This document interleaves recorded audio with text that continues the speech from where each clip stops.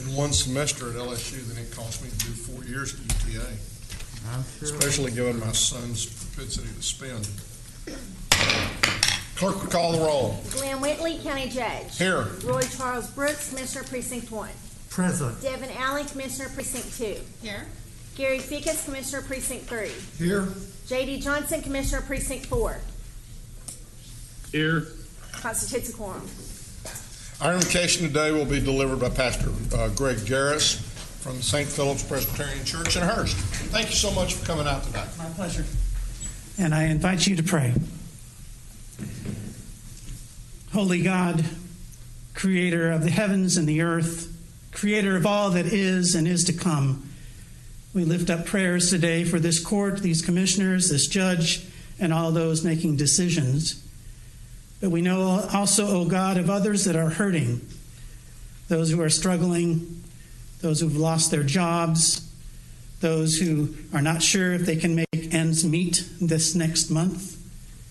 And so we pray for those and others that have contacted this virus and ask that your presence be with them and be with all of us as we understand how you are working.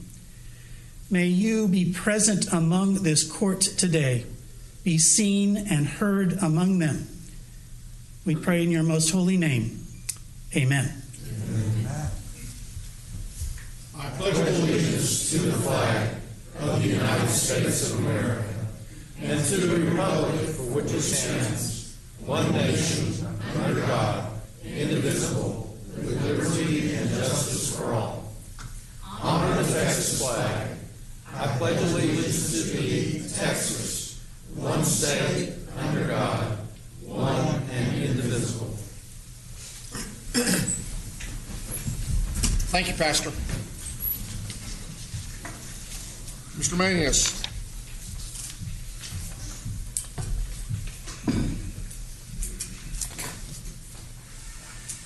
Thank you, Your Honor. Members of the court, we have several announcements on the agenda. The first one is under the Administrator's Office. Item 7A3. This concerns the regulations related to the use and occupancy of county buildings and premises. We're going to consider that after closed today. And because of the continuing issue concerning the COVID-19 virus, our agenda is going to change somewhat in order this morning, and I will just kind of give you a briefing as to what we expect to do, and in this order.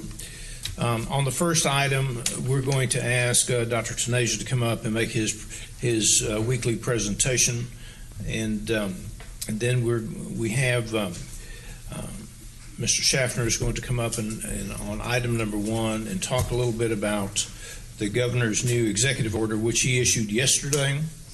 Also, Commissioner Allen had asked that we provide some information on the HERO Act that's before Congress, and we'll have a brief discussion on that. Then we'll move into some discussion on our 4 pillars. We're going to ask Guidehouse, who is on the line, to give a presentation to the court on last week and this week's activities. From then we're going to go to the stimulus package discussion, or the economic stimulus program. Ms. McMillan is going to do that. Ms. Ward is going to give a small presentation concerning rental assistance. And then we're going to follow with both the funding request by Public Health, plus the CARES Act letter that's in your folders this morning. And so with that, Your Honor, unless there's questions or announcements by the court, we're ready to start our presentations. Right after we do the minutes and the consent agenda. Move approval of the minutes. Second. We have a motion and a second to approve the minutes. Any discussion? Please vote. Commissioner Johnson?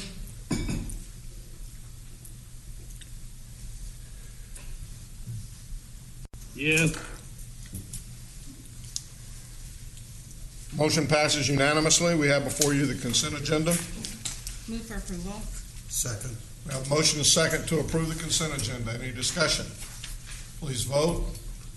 Commissioner Johnson? Yes. Motion passes unanimously. Mr. Manius? So Are there any announcements that the court might want to make before we get into our program? Okay, very good. So I'm going to ask Dr. Tenasia to come up and start his presentation. Benny.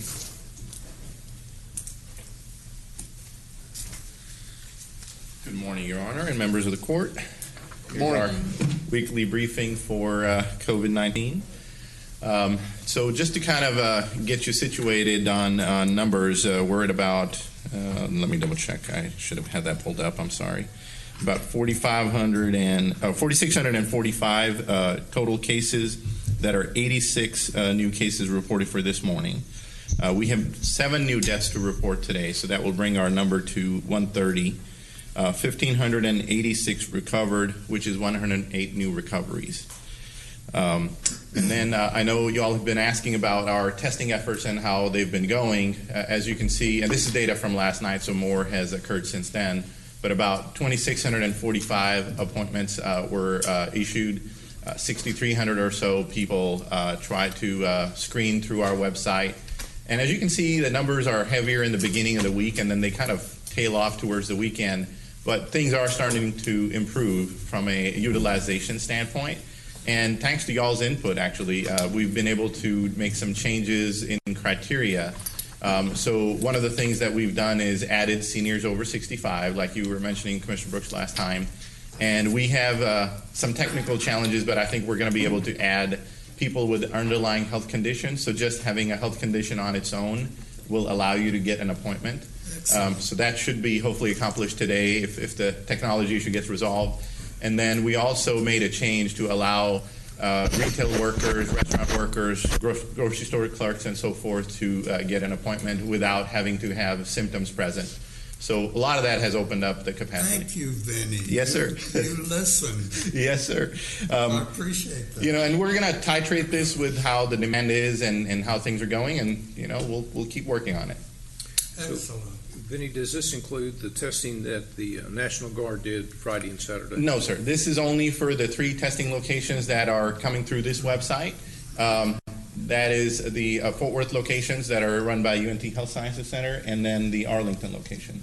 For the court's information, last Friday and Saturday, the Texas Department of Emergency Management and the National Guard, we stood up a mobile test site in the Northeast. I want to thank you. And we tested 203 over those 2 days, and that included Saturday when they got about 6 inches of rain up there. So we thought we did pretty good on it. Their goal was to test 200 people total, so we met that goal. It's not included. No, sir, it's not, because they go through their own website and the data is just coming in manually. And then one thing I did want to... That testing site is scheduled to rotate back to us periodically.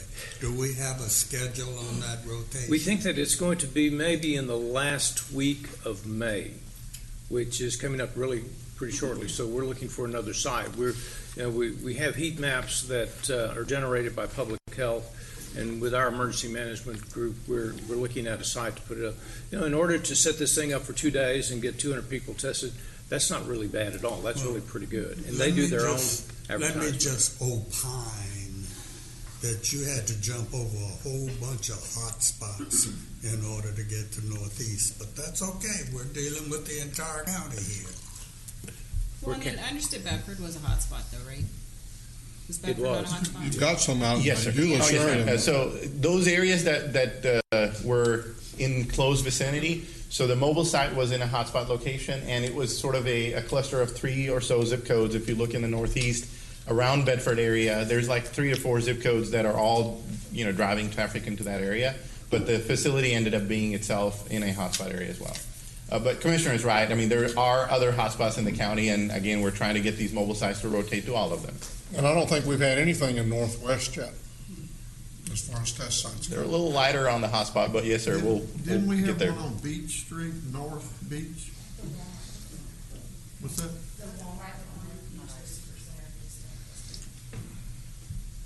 Then I understand what you're saying, Commissioner. I think that was in precinct 4.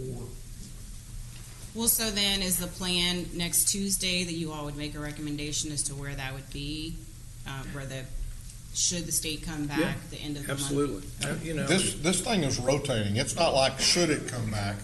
It's rotating between the 4 counties, and I think it's doing 2 days in Tarrant, 2 days in Dallas, maybe a day off or something like that, and then they move up, and one in Collin, I believe, and one in Denton.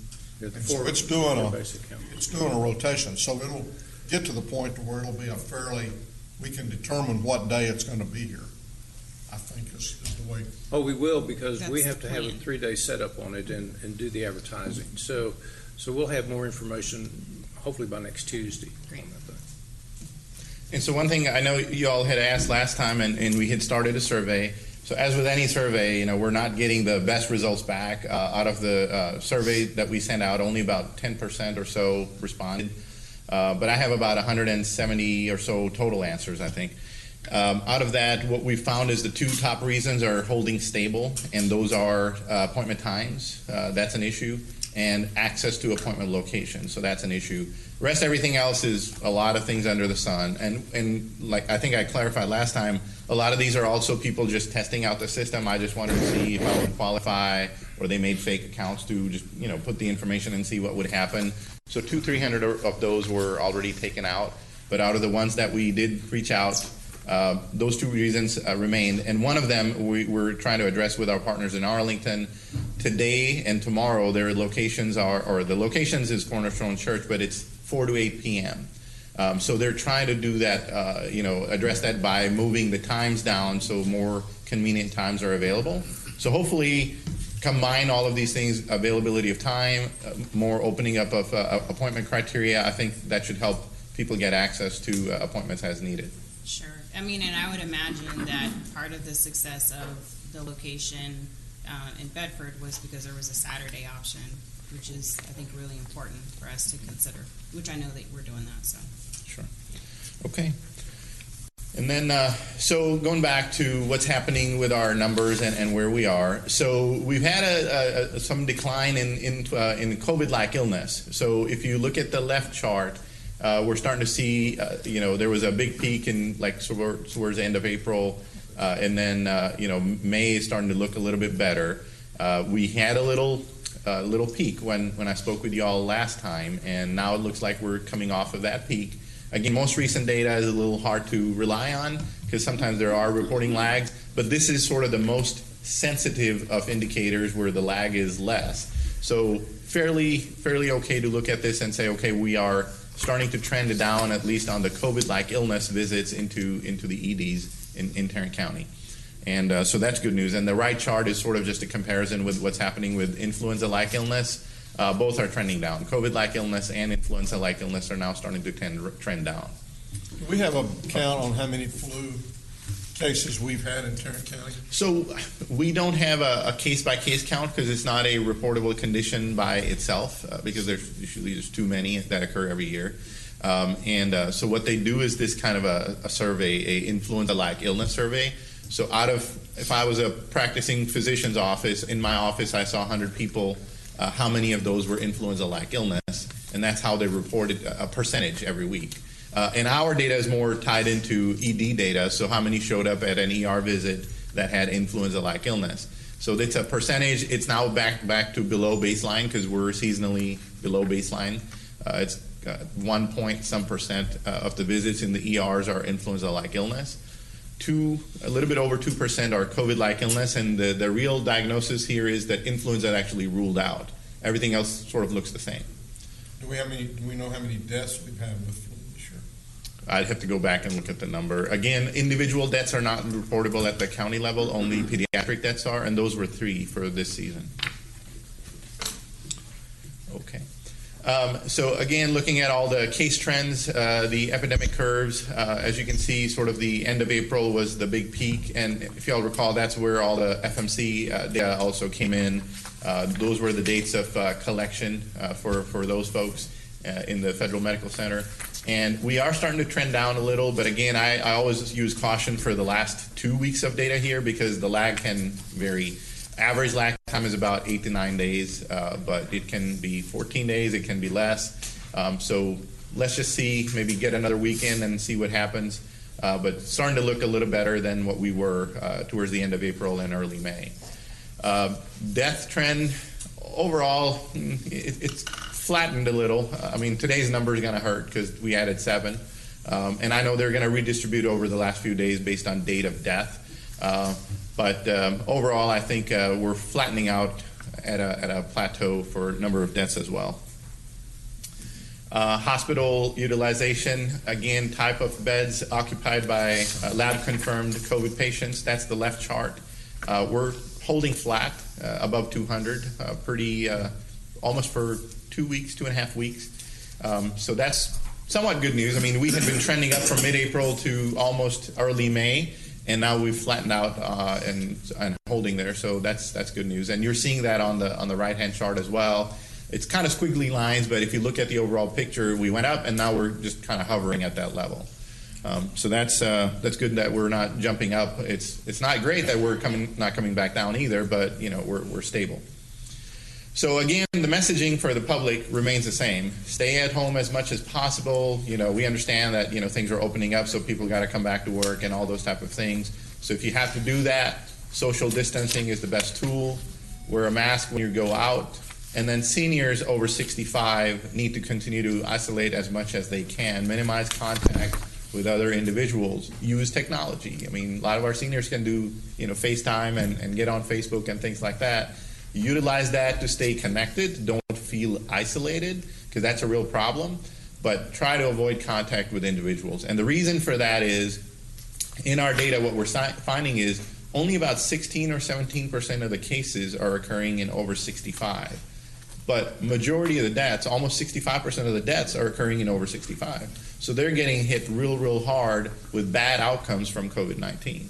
So we want to make sure that they are not exposed, and the best way to do that is not have a lot of in-person contact with individuals. So with that, I'll open for any questions.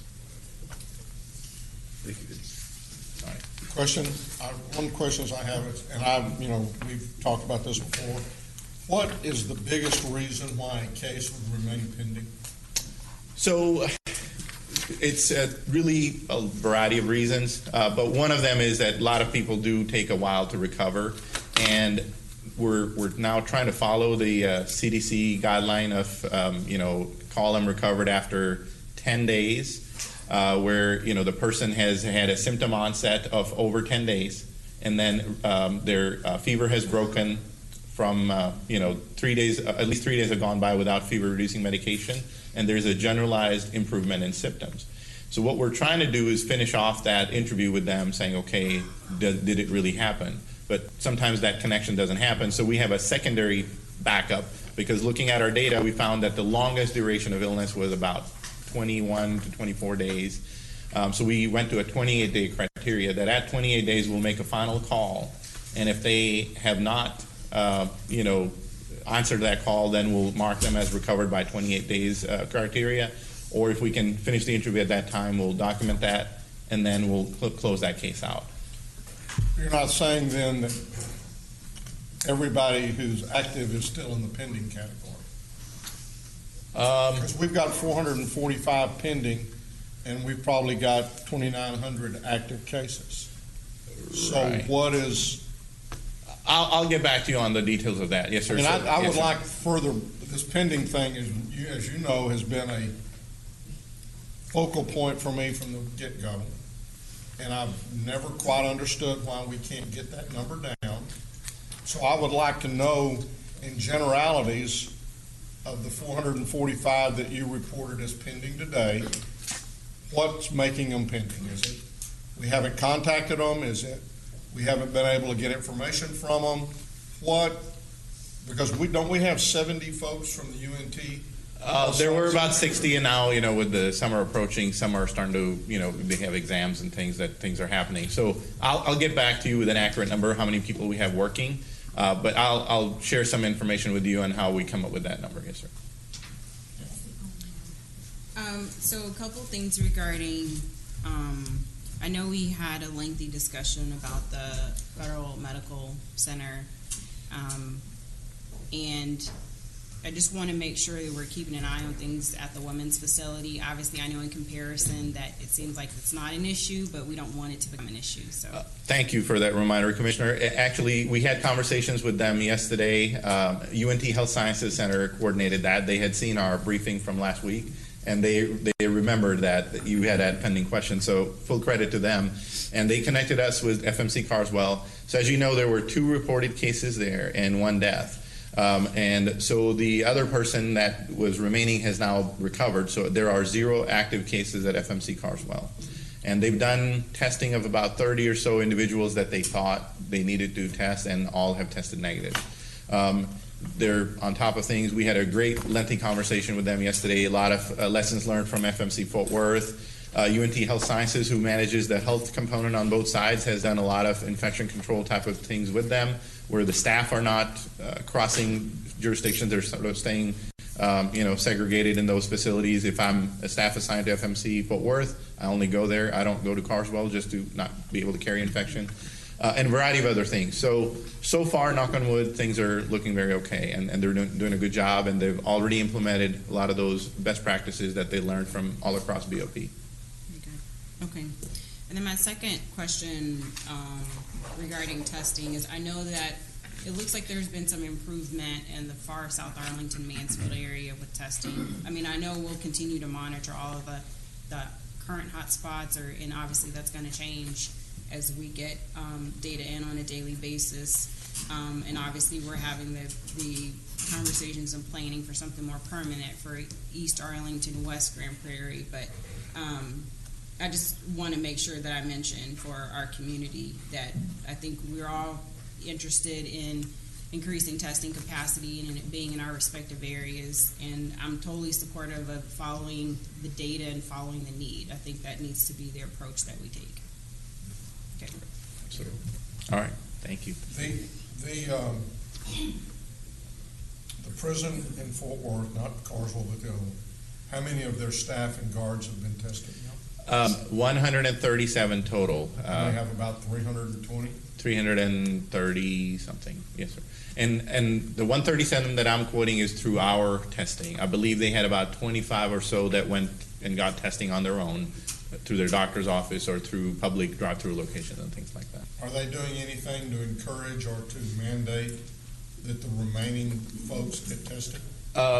Not mandate. I don't think they've mandated anybody, but they have encouraged that people should get testing. And I think I mentioned to you we ran 2 opportunities for them to come out and get tested. Did the governor not yesterday say that everybody in long-term care confinement facilities will be tested? Long-term care, I haven't heard about the confined or correctional facilities. I'd have to go back and look at that. Okay. I'd still continue to encourage, or like to continue to encourage the rest of the staff out there to be tested. What's the total number of positive cases they have out there right now? I think the last I looked last night, they're holding stable at about 652 total cases identified, and I think their recovered number is about 400 and either 408 or 440, because I've looked at too many numbers. But we'll get that updated. I don't know if it's going to get updated today on our dashboard, but we will try to get that up tomorrow with a recovered number from FMC in there. Are they reporting on a daily basis? Yes, they are now. Yes, sir. So that part's resolved. Part of the issue was not getting the right format. So we worked with them on getting the right format, because if we don't receive it in the right format, it's a lot of manual effort on our part to get it uploaded into our database and onto the dashboard. So now that the formatting issue has been resolved, it's an easy import. So things are much better. And we've already had a conversation with FMC Carswell. We're going to give them the blank template. So if they start to have cases, which we hope they don't, they'll already have that, and they understand that they need to report to us every day as well if cases occur. Has the situation there, was this just lack of oversight or just something that got totally out of hand? And the latter, something that got totally out of hand. It's bad luck, unfortunately. That's what it is. If you look at people who were sick and symptomatic, there were about 127, I think, is ballpark my memory. Rest were, obviously infected because they were in close proximity. It's just their layout. You try the best you can, but the layout, you're too close to each other. I mean, that's the honest truth. There's only so much you can do with that limited space, and it was a open bay layout. They don't even have jail door cells. Now they have like hanging curtains, shower curtain type of scenario to avoid virus from just leaving out in the open. And there were people who are sick with underlying health conditions. They have CPAPs for sleep apnea and other issues. They have nebulizers. All of these things get the virus out into the air faster, stronger, all those stuff. So that's how it kind of spread. Thank you. Okay, I have one phone call, so don't go far.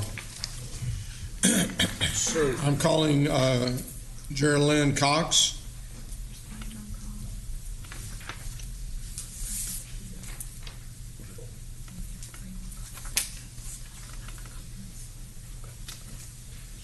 Thank you.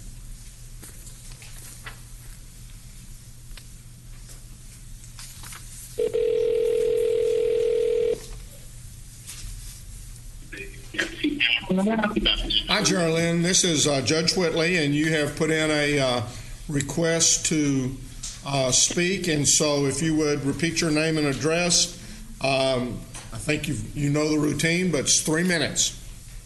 All right, thank you. My name is Geraldine Cox. I live at 62212 Reddington Drive in Commissioner Brooks' precinct. And I had some questions. I'm hopeful maybe that Vinny would be able to address some of these. I keep watching the data on zip codes near where I live to see what's going on with potential outbreaks. 76133 has very high caseloads, and they keep increasing. They went from about 219 a week ago to from 112 a week ago to 136 this week. It's a question of concern about whether nursing homes may be the source of some of this, because there are a lot of nursing homes in that zip code. And I am dubious about whether we have good data on what's going on in the nursing homes. I had requested information from the health department about the locations of the nursing homes.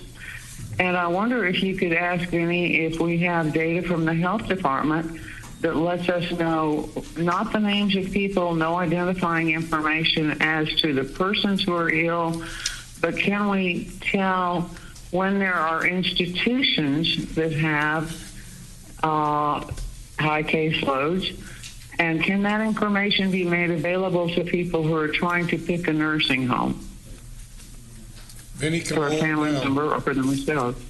Mr. Taneja is coming down right now, and he'll address those questions. Ma'am, Thank you so much, sir. Thank you for your question, and I remember your comments from last time as well. So you're absolutely right. Those zip codes are one of our identified hotspots, as you can see on our map on the dashboard.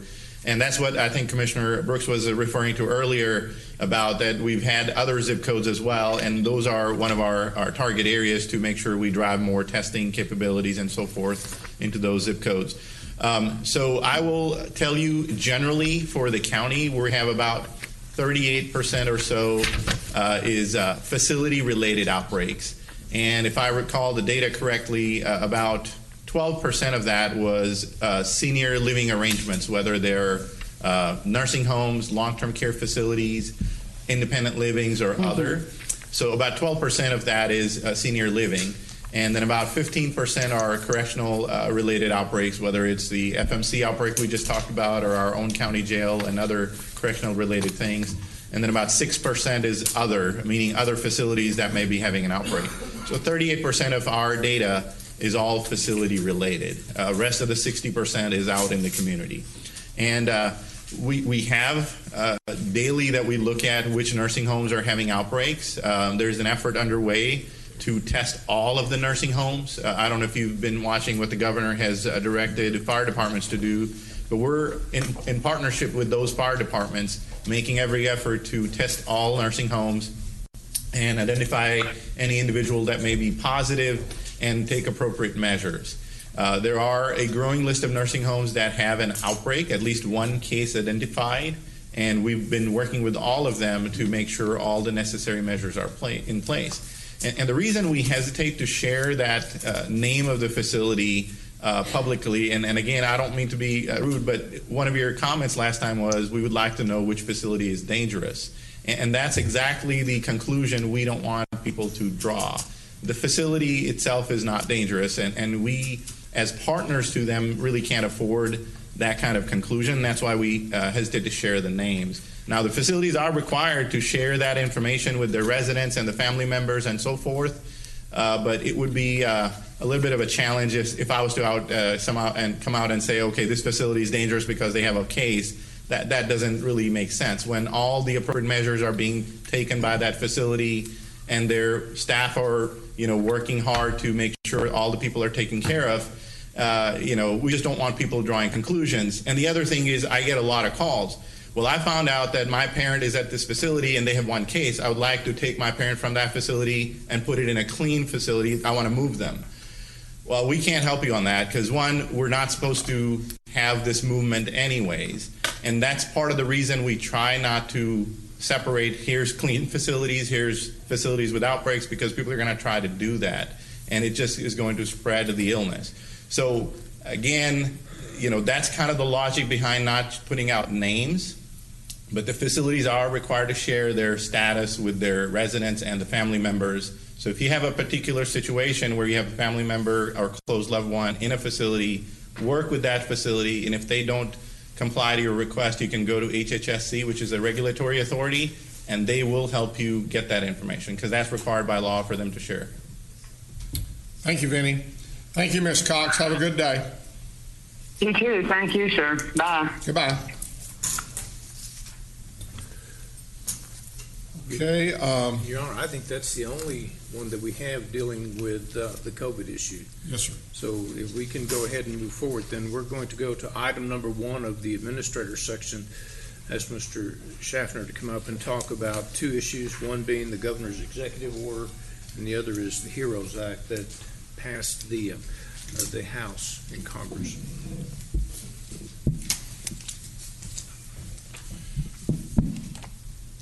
Good morning, Judge, Commissioners. Good morning. Yesterday, Governor Abbott issued a new executive order, GA 23, and I believe we were able to get that for you or sent out to you late yesterday. The executive order lays out and adds to his previous executive orders and adding or loosening various requirements for certain businesses and classification of businesses within certain counties. Now, there are 2, if you will, sets of counties that are not able to have their businesses go to looser restrictions. One is El Paso County, and the other is the area around Amarillo, Potter County, Moore County, and others. Due to in El Paso, the issue is they're have too high of a too many folks in their hospitals. Their hospital systems aren't meeting the thresholds right now. And in Amarillo, it's because of the large outbreak that they're seeing in, I believe, a meat packing plant. So those 2 areas are not. But it's good to know that the governor does have set up a process for if communities do have issues like this, you can work with them in order to meet the needs of that community. So for the rest of the state, on May 22nd,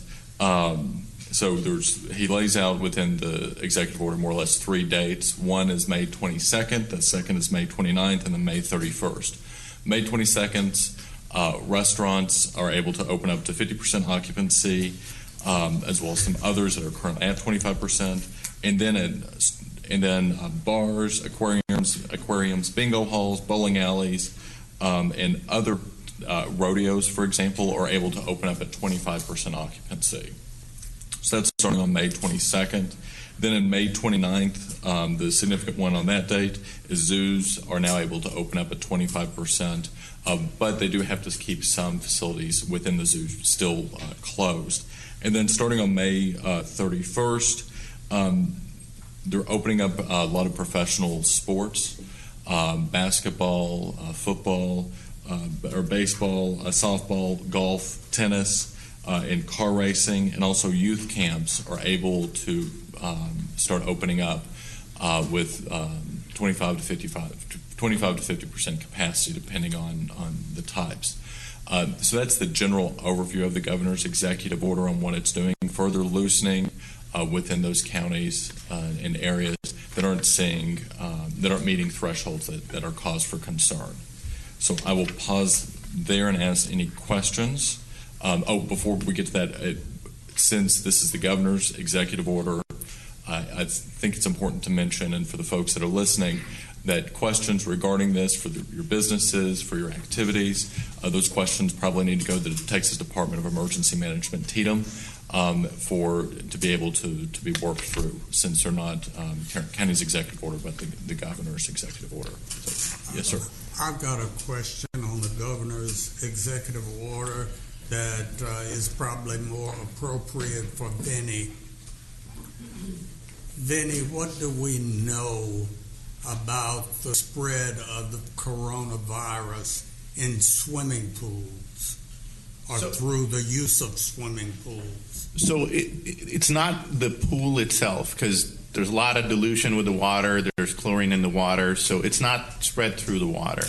But it would be a pool party or somebody in close proximity, and it's hard to tell whether you got a runny nose because of chlorine or you've got a runny nose because you've got an illness. And then pool surfaces, so people sitting at poolside chairs and lounging, or other faucets and things that people may touch. It's hard to kind of keep them all clean in a pool environment. So that's where the efforts need to be directed to. But the water itself is not an issue, just too much water and dilution with the chemicals and stuff. That's interesting. So my question is related to the child care facilities. I know that through the governor's order that immediately that child care facilities are able to open up. And obviously I know there's been a lot of work already to provide care for the essential workers as deemed by the governor's order. But what does that particularly mean for us? Because I know we've been working closely with the various child care facilities, since day one. So for child care facilities, we have been putting out guidance from the very beginning, because a lot of them stayed open for essential workers and such. Again, it starts with making sure you change the way we operate. So typically what happens is the parent would bring the child all the way into the classroom so that, young children, they cry, the separation, all that kind of stuff. To avoid doing that. So leave them in the lobby, have a staff member, screen the child and take the child in. So they need to do all those screening, temperature screening, asking the parent about questions. Has the child been doing okay? Are there any symptoms with the child or anybody in the family? All those type of things. And then once the child is there, reduce their social activities with other classrooms. So keep it within the classroom. I mean, in the beginning, we were even recommending spread them out if they're going to be in the classroom as much as they can. But children are children, so it's kind of hard to keep them all separate at all times, but reducing group activities. And then, again, there's a lot of stuff that has happened. So if there's CDC guidance that keeps updating on this too, but if there's a child or a family member that's positive, so there's some criteria that we've come out, but mostly related to if there's a case in a daycare, what do you do, whether it's a facility member, like a service provider, or a child. And it starts with closing down the facility, doing a cleaning, making sure that the facility can come back in 3 to 5 days, but that classroom stays closed for about 14 days. So those type of, and again, they keep updating, so if I'm out of sync a little, I'll have to go back and check. But that's sort of the latest that we've been working with various child care facilities on how to make sure that they're safely operating. The guidance on that has changed somewhat. According to what I read last night, the size of the class has gotten a lot smaller. It used to be 1 for 26 students. Now there are 1 to 10. They're going to take the temperatures of the kids a couple times during the daytime, and if anyone has a fever, I think it's 100.4. They're either not going to be able to come to the facility, or they're going to ask the parent to come get the child. Sure. I mean, obviously, I'm concerned about it from everyone's safety standpoint, but then they're just going to access may be an issue, and that's going to affect people's ability to go back to work. So. That is correct. Yes, ma'am. I have a question for Russell. Russell, when you were telling us about the governor's executive order, does it count what the governor says or what they write? You may want to direct that to somebody who has a law degree. I thought I would let him handle that. Yeah, with the district attorney. So, Have any thoughts on what that? are we referring to? Yeah. Well, I think that it's my understanding that the written order doesn't necessarily spell out percentages in many cases for restaurants and things like that. I think They it do- spells yeah, out a they do- percentage, they do have but it doesn't percentages. mention social distancing. Okay. And his opening Texas does mention social distancing, but that's not the order. The order specifically says you can go from 25 to 50% capacity and never speaks to social distancing anywhere in that calculation. So It is does it what speak- it says or what he writes? It's what it writes, and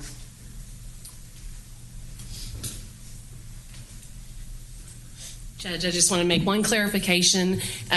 The order doesn't refer to social distancing for restaurants and bars, but there are about 5 categories where it does refer to social distancing, and they include salons, tattoo parlors, bowling alleys, bingo halls, and some others. And it's not 6 feet of social distancing between the individual and their service provider. It's 6 feet of distancing between stations. So I just want to make that clarification. But you are correct that when it comes to restaurants and bars, he gave no restrictions on the social distancing.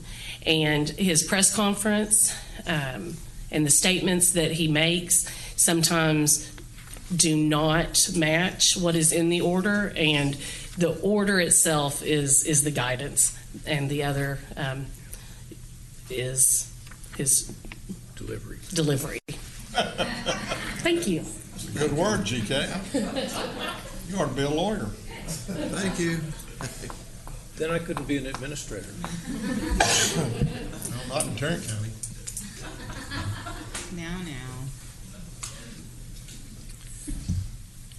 All right, do we want to move on to the HEROES Act? Let's do that. Okay, so to start with, after the COVID-19 pandemic began, Congress started with the Families First Act, appropriated around about $100 billion or so in funds. That's where the family medical leave expansion came in, as well as some other provisions within that bill. And again, there was some funding attached within that one. And then you have the CARES Act, a little bit over $2 trillion. That's where we received the coronavirus relief fund funds or monies from, was out of the CARES Act. And then after the PPP program ran out of funding, Congress went back and made an additional appropriation as well as funds for hospitals as well as testing in CARES Act 3.5. So with those 3 bills comes the next one, which is the House has passed, they passed it out on Friday, the HEROES Act. Price tag, even though I don't believe the bill has been fully scored, is about $3 trillion. So the bill is voluminous. It's over 1,800 pages. It's very, very extensive, but I want to just focus this morning on one of the key provisions, which is the local government coronavirus relief fund. So it's a tie-in to the one previously in the CARES Act. So what the CARES Act allocated $150 billion to states, territories, and local governments. The state of Texas received $11.243 billion based on a population allocation, and then we receive funds off of that initial state allocation. So in the HEROES Act, and this has been working on being negotiated for weeks now in D.C. with a number of stakeholders, The states will receive $500 billion, and their allocation would come out of that funding. And then there would be an additional $375 billion that would go to local governments. So that $375 is then broken into two chunks. The first chunk is $250 billion, which is to be put out within the first 30 days after the bill's enactment. And it's split 50%, $125 billion and $125 billion for both counties and cities. The county pot of 125. Yes, sir. So it would be funds directly from DC to counties based on a population allocation. And then the cities, $125 billion, would be funds that would come from HUD through the CDBG formula to cities. So, and then a year after the bill's enactment, a second round of funding would come out, and for us, it's $125 billion, $62.5 billion for counties, $62.5 billion for cities. Again, that would follow those same two allocation methodologies. So what does that mean directly for Tarrant County? Tarrant County would receive $787 million on the first allocation, and then we would receive an additional $393 billion on the second allocation, making a grand total of $1.1 billion. If you add in the cities of the counties, Tarrant County would receive somewhere around $2.5 billion with the county and our cities combined. The state of Texas would receive approximately $35.4 billion of their own funding. So we're looking at a great deal of money that could come through the HEROES Act. And it is, like I said, it passed the House, it's in the Senate, and negotiations are ongoing with this bill, various provisions in it, and how everyone wants to handle the issue. I do want to mention a couple other key items that affect counties specifically from the HEROES Act. First off is inmates would be allowed to access Medicaid for the last 30 days that they are in jail, which is would be a great provision for counties. The bill also waives a 25% FEMA local government match. So any FEMA funds that we would be seeking reimbursement for, we have to match those with 25% local funds. This would instead waive that provision to where we can just go and receive those funds without having a local outlay. And then also it suspends the SALT, and that's the state and local tax cap, for 2 years, because it's capped currently at $10,000, so it would suspend it for a couple of years. And then the bill also has an additional $5 billion for CDBG formulas, as well as $15 billion for highways and $15.75 billion for transit. Again, this is a very, very extensive bill. The summary that the House put out was over 90 pages long, and that's the summary. So it's an extensive piece of legislation, and like I said, the negotiations are ongoing with the House and the Senate and the White House, and we'll see what comes out of it. Is there not also some funding for safety net hospitals? Within the HEROES Act? Mm-hmm. Yes, sir. There's funding for that. There's increased SNAP benefits. There's Homeland Security allocations. There's credits for individuals. There's probably about 2/3 more than what might end up passing. So it is a very extensive piece. And if you'd like, sir, I'm happy to get you some really well put together summaries from NACO that are very, very helpful. I'll send those out to the court if that would be helpful. Would appreciate that. Yes, sir. Be happy to. Yeah, and then also, Russell, I think what would be helpful is just,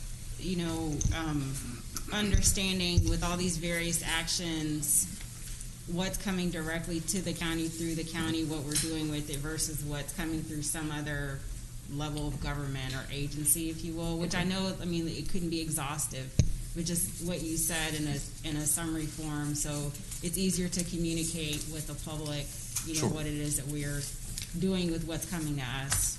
Okay. Yeah. Okay. Absolutely, and just trying to work through the different buckets, if you will, of funding that Exactly. that Congress has allocated thus far. Yeah. Absolutely. Yes, ma'am. Okay, thank you. Well, and the one thing I do like the idea that they're putting it out in 2 different distributions, at least as far as the local government goes, because we will probably feel more of a financial hit to our revenue next year than we will this year. This year will be primarily, I'm guessing, fees and fines. Next year could be a little bit of property value. Correct.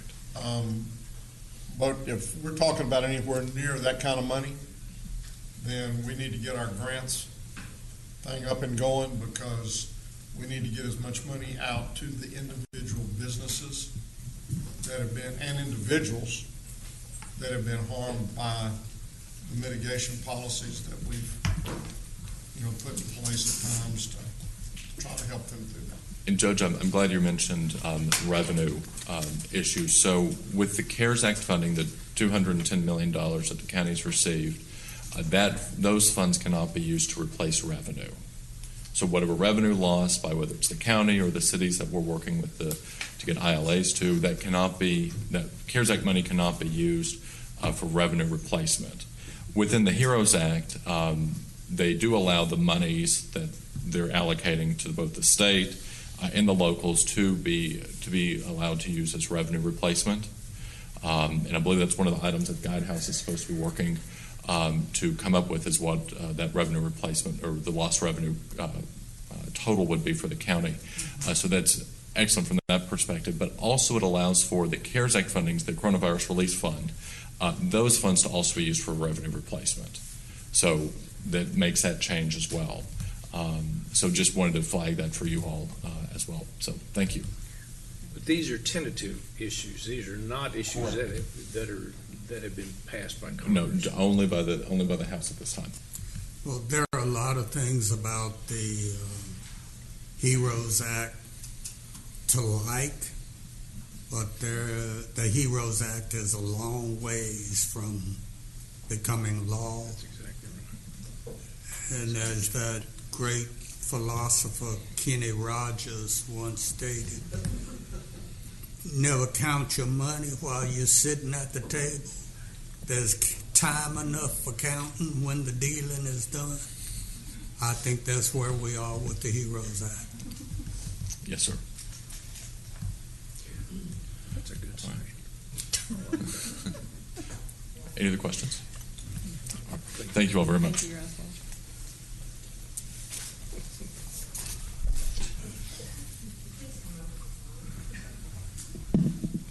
Okay, so what we are going to do now, we want to just give you a very brief update on the 4 pillars that we are basing the majority of our recovery on. And remember, those are our partnerships with our municipalities, testing, the rental assistance aspect, and also the small business economic stimulus. I'm not going to go into these in great detail. We're going to have Guidehouse come on in just a second. However, we do want to say that you might remember that last week you all approved a distribution of $55 per capita to our municipalities, with the exclusion of the City of Fort Worth, since they've received money directly, and you had asked us to generate an interlocal agreement. We mailed those interlocal agreements out to the municipalities yesterday. And we mailed out 39 agreements, and Fort Worth makes the 40th one. We actually have one municipality that doesn't have any citizens that live in Tarrant County. So it's a very small city up in the Northwest. And so anyway, I know that there was a sense of urgency to get this type of money out to the cities. The cities do have the interlocals now. They do have the amounts. We base the distribution on the 2019 census created by the Council of Governments. And once we receive those executed agreements back, we will then bring them up to the Commissioner's Court for your final approval, and then the distribution of the funds. Also, as it relates to the testing, you've heard Mr. Tenasia talk about where we are on the testing. We continue to expand our testing, so we're well on our way on that second pillar. And then after Guidehouse makes its presentation now, we're going to have a presentation on the small business economic stimulus. Then we're also going to ask Ms. Ward to address the rental assistance issue. So Guidehouse, are you on the line at this time? Yes, we are. Okay, we're going to go ahead. Can you see our slide deck? I cannot right now, no. Okay, so we're going to go ahead, and if you'll just simply tell us when you would like for us to advance the slides, we'll be more than happy to do that. Great, thank you, GK. Good morning, Judge and Commissioners. This is Katie Chesson with Guidehouse. We just wanted to give a brief update on the status of the project, and as GK mentioned, talk through the county's 4 pillars of focus. So if we could go to the Phase 1 strategy and technical assistance slide, it should be the first one. So we are currently entering week 3 of Phase 1. As of right now, we've completed our kickoff, we've gathered initial documentation, identified stakeholders, and are currently in the process of analyzing data and summarizing the expenditures. Over the past 2 weeks, we've had the opportunity to meet with each of you and have also begun meeting with department leads such as public health, community development, economic development, the budget office, and the county auditors. Throughout the course of these discussions, we've been able to identify some of the county's priorities around the COVID response, which Rachel will discuss on the next slide.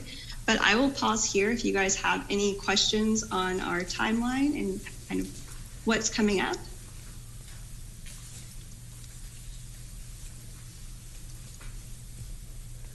If there are no questions, if you could go to the next slide, the Tarrant County priorities and pillars of focus. Rachel is going to discuss this in more detail. Great, thank you, Katie. So as Katie mentioned, we've been in discussions with stakeholders, and this slide shows what we've heard so far about the county's targeted priorities and approach. So most importantly, the county has sought to respond strategically and to move quickly. And as we've discussed, has been discussed earlier by GK, the 4 pillars of its response are testing, economic stimulus, social services, and supporting local partners. And we'll speak more on these pillars in the coming slides. But building on these pillars, we've heard 3 approaches that will contribute to successful program execution. The first is ensuring that the public is informed of the sources and use of the funds, that disadvantaged groups are appropriately considered in fund allocation, and that all eligible applicants are aware of and apply for county support. And I'll pause if there are any questions, and then afterwards, Katie will provide a bit more information about testing.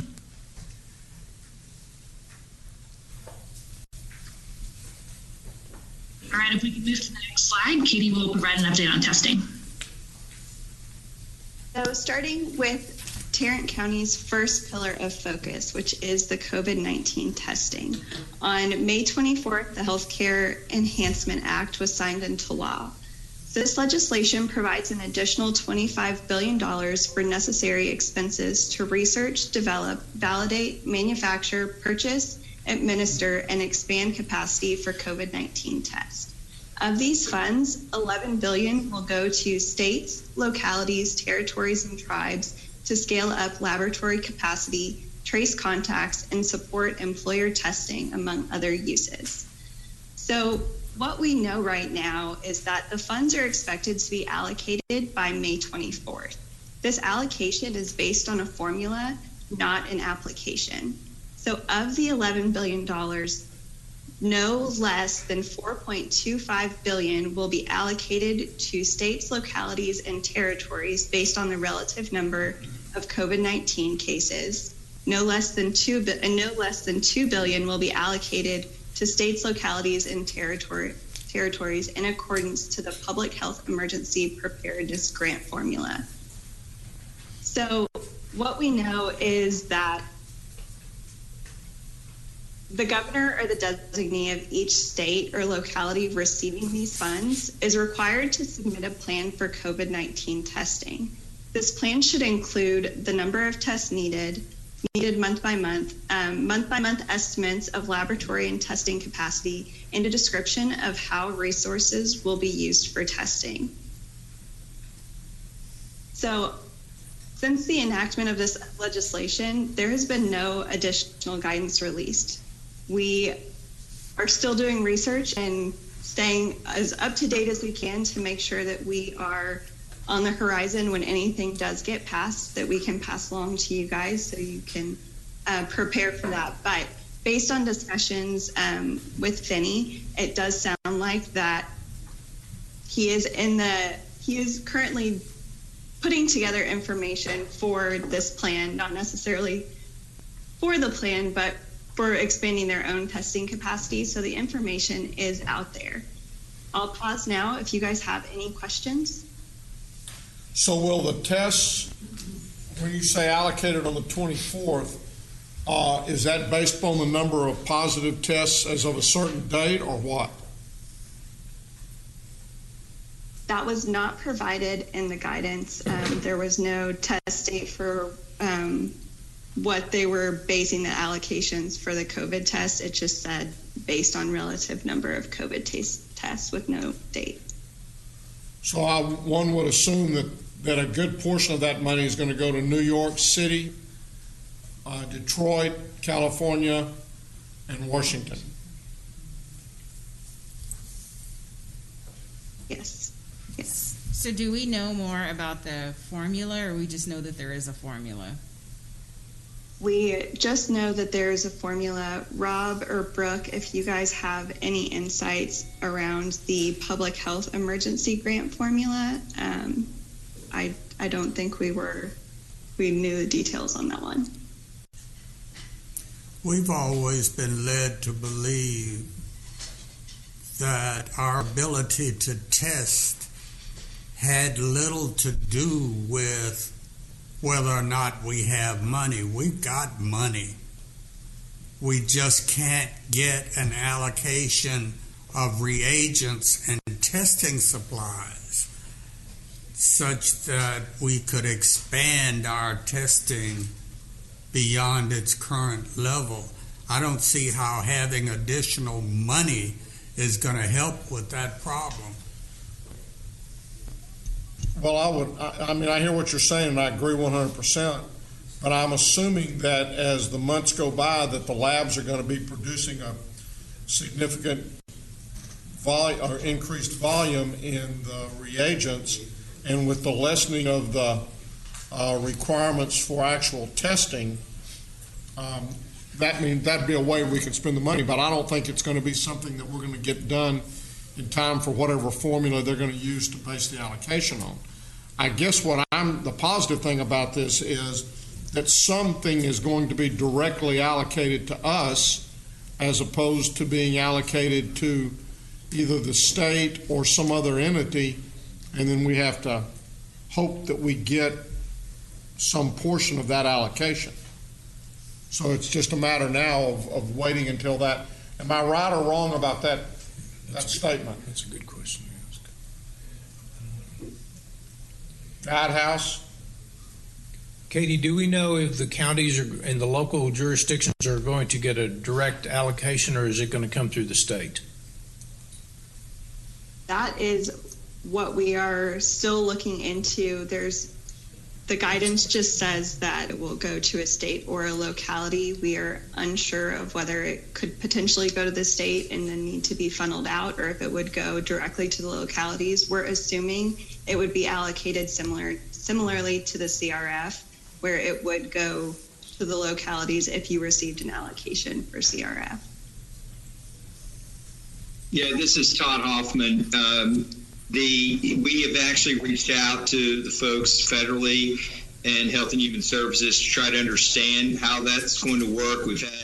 There's nothing on their website. We're trying to connect through some of our contacts in our Washington practice, and we've also reached out to the state of Texas, trying to understand, kind of the view there, and we're waiting to hear back on that. So there's just not a lot of guidance, as Katie stated, documented anywhere. So we're now making phone calls, trying to see what we can figure out. Yeah, and then I'd be curious with this localities, is there a distinction between the cities and counties, or what? Okay.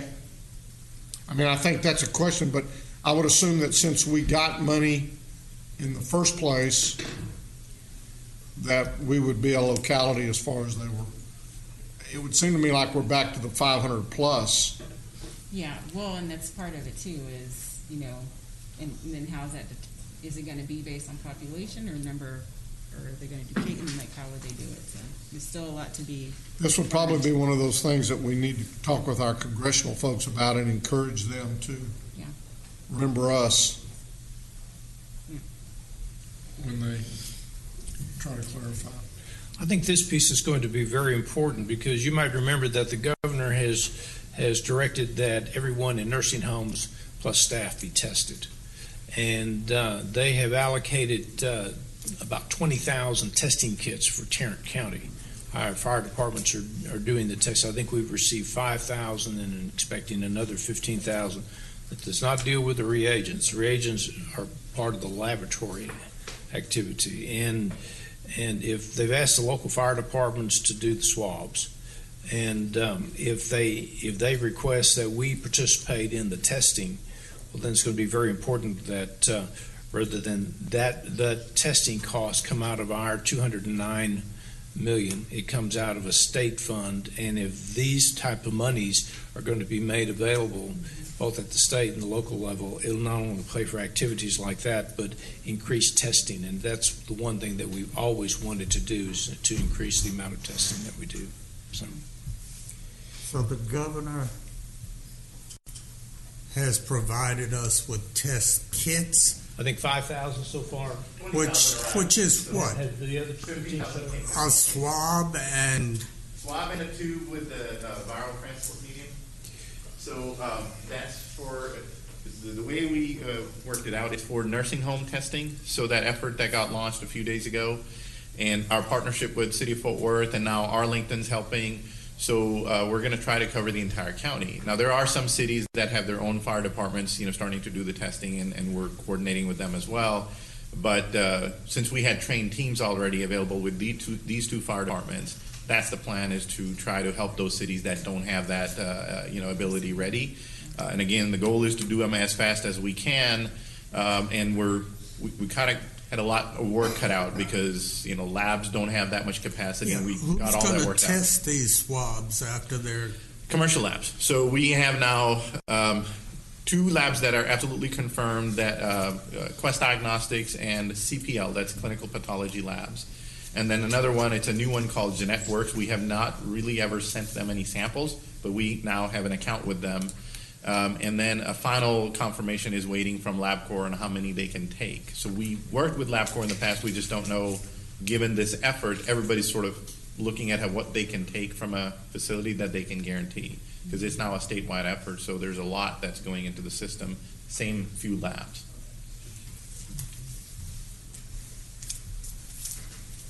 Katie, do you want to continue? Yes. So if we could go to the next slide, Rachel is going to give an overview of pillars 2 through 4. Great, thank you. So we just wanted to continue and provide a brief update on our activities in support of the remaining 3 pillars.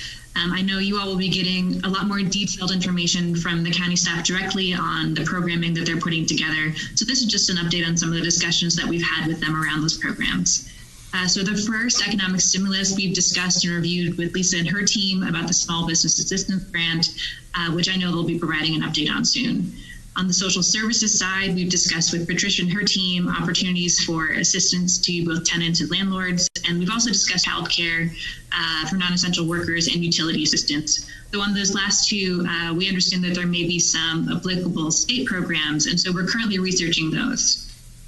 We also understand that the county's received some 15 external agency requests and from nonprofits and others, and so we've set up some time for later today to meet with the team and develop a strategy around data collection, review, and determination for consideration. And on that last point, the local partners, you just heard from GK around the ILAs were sent out yesterday. And prior to that, we discussed and reviewed the county's ILA for direct distribution of the CARES Act funds with the team. So this is just a brief update on the activities that we've been working on the past couple weeks. The next being expenditures. And so the next slide, Brooke will talk about, provide an update on total spending that we're aware of so far. But I'll pause if there are any questions. I guess one of the questions that I would have, do you have availability of other dollars that have come into either the county or to the state, for example, from HUD, for FEMA, other agencies, Health and Human Services? We do, and we're getting information pretty regularly about funds that are coming out. We just also recently had a discussion around the EDA grants that Patricia and her team are now working on applying for. We'll be speaking with them again soon to help get that application started. A couple of weeks ago, when I think you gave one of your original presentations, or maybe it was when we talked on the phone, this 11 billion that we were talking about a few moments ago, this is the one that I think originally we thought we had to apply for on May 24th. Do we now not have to apply for it? It's just going to be allocated, or do we still have to do something as far as stating that we're requesting some of those funds?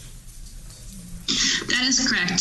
So we've determined that there's no application necessary for that fund. However, what we're still trying to research and understand are the requirements around the development of a plan around testing, and that's the component where something might have to be submitted, but it's not the case that you would need to submit that as part of some application for funds. So we don't have to do anything with regards to accessing that money by the 24th? At this time, that's our sense. I'm not sure, Brooke or Rob, if you want to chime in, but it's our sense that this would be an allocation and not an application process. And the component that we discussed earlier about having a plan around testing, that's the part that we're trying to research around what that looks like, if that would need to be provided to the state or to someone else, or if the state is submitting that on the county's behalf. That's what we're trying to get to understand now, but that would not affect your allocation. So just to clarify, in the guidance that is available, it just says that the governor or a designee of each state or locality receiving the funds shall submit a plan for the COVID-19 testing. So you don't have to submit the plan in order to get the allocation, but if you do receive the allocation, you're required to submit this plan to HHS. And so unlike the CARES Act, where we had to at least sign something that said we wanted it, we don't have to do that in this situation. That is our understanding right now, yes. Well, if we think there's even the possibility, then I need to sign something and send it up there saying, whatever you're willing to give us, we'll take. I'll cover all the bases.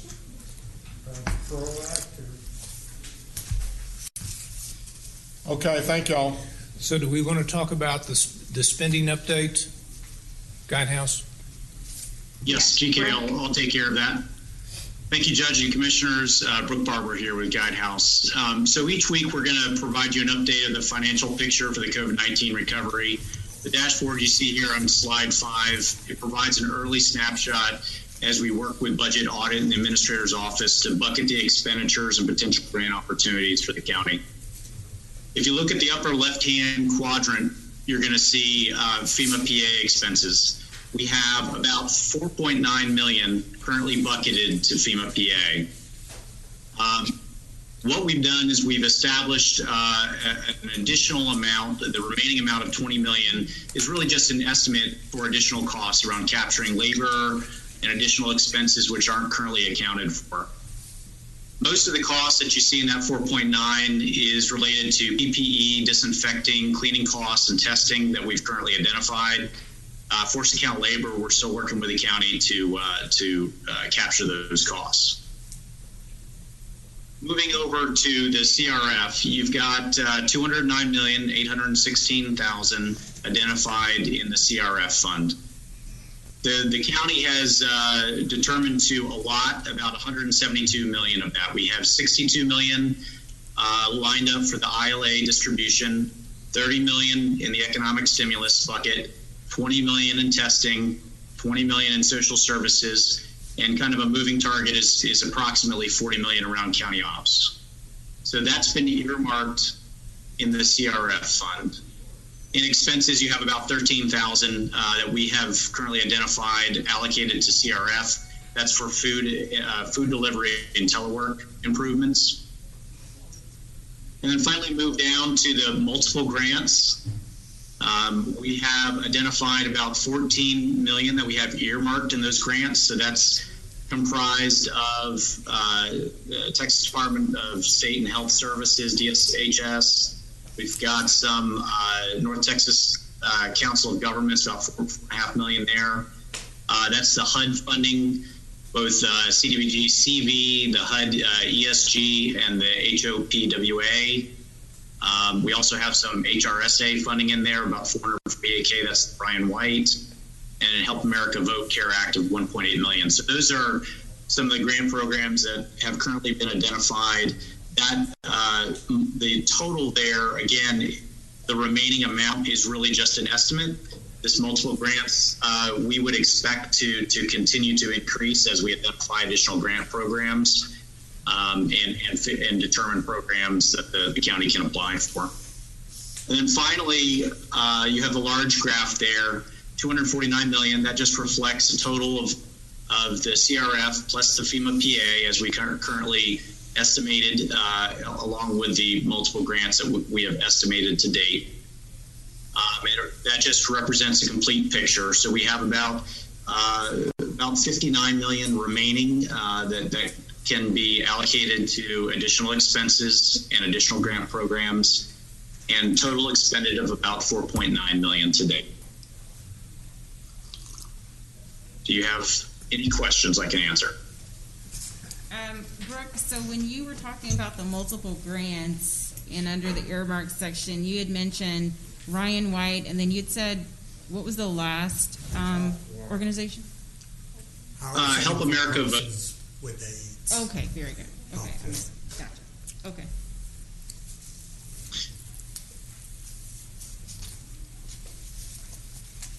Just generally, based off of the conversation that I had with you all in our kind of individual meeting, you all pretty much covered most of my concerns. There's one thing that was outstanding that I just want to make sure didn't get missed. That was related to opportunity zones, and if there was anything in particular, specific, special out there for opportunity zones, since I understand, I think we have 7 total in the county, one on the eastern side of the county.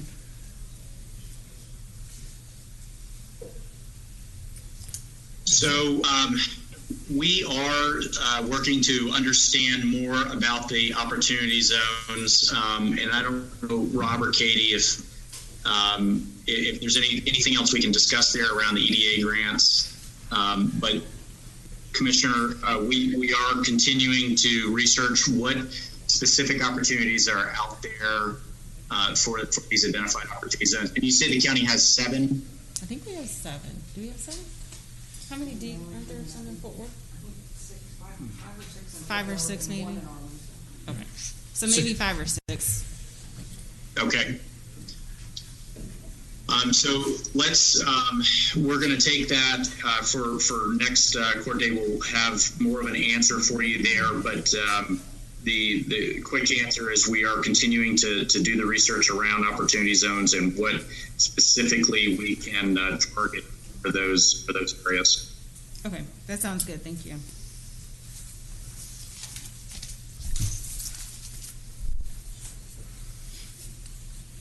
Okay. Are there any other questions for Guidehouse? Not for Guidehouse, but I have a few questions about the ILAs. I don't have to ask them right now, but maybe after court. Absolutely. Okay, thank you. Absolutely. Okay. Are we ready to move on? All right, so we're going to have 2 presentations now. The first one, I'm going to ask Ms. McMillan to come up and talk about the small business economic stimulus. I believe we're going to have a slide presentation at that point.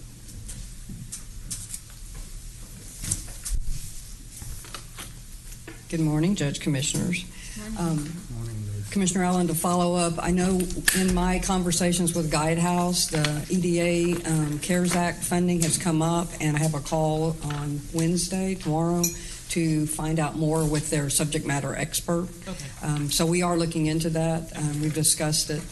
Typically, in the past, on EDA grants, rural counties were really the target area, and we couldn't access a lot of funds under EDA because of the urban county size.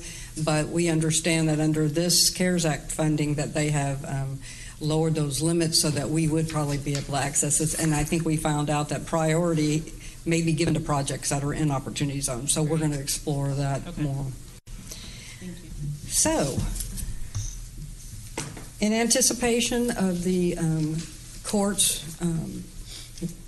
want to give small business assistance, back at the beginning of May, we sent a email survey out to all of our city economic development or managers if they didn't have an economic development person. We sent to those managers and to our chambers to find out what the needs of the cities were from their viewpoint, since they were closer to those businesses in their community. So we received responses from 21 cities and 9 chambers, and the majority of those responses said that the restaurant and retail sector were the ones that had the most need, and that the top need was among businesses with 10 or fewer employees, and that they preferred that provided grants would be in the amount of around $10,000 or $5,000. I think the feeling among most of them was that these were the businesses that didn't have access to the PPP or the EIDL loan program, and those were the ones most in need. We also asked if any of the cities were doing any of their own business assistance, and really none of them were able to do that. A few had some shop locally gift cards that they were handing out, and some were considering using a small pot of money through their economic development corporations for some small grants. But we found out from a lot of comments that they just weren't able to, that they were experiencing loss of revenue and even having to furlough employees right now, and they were not going to be able to provide assistance to the businesses in their community. So with that, we started to proceed on looking at a small grant program that would try to impact these typical size of businesses.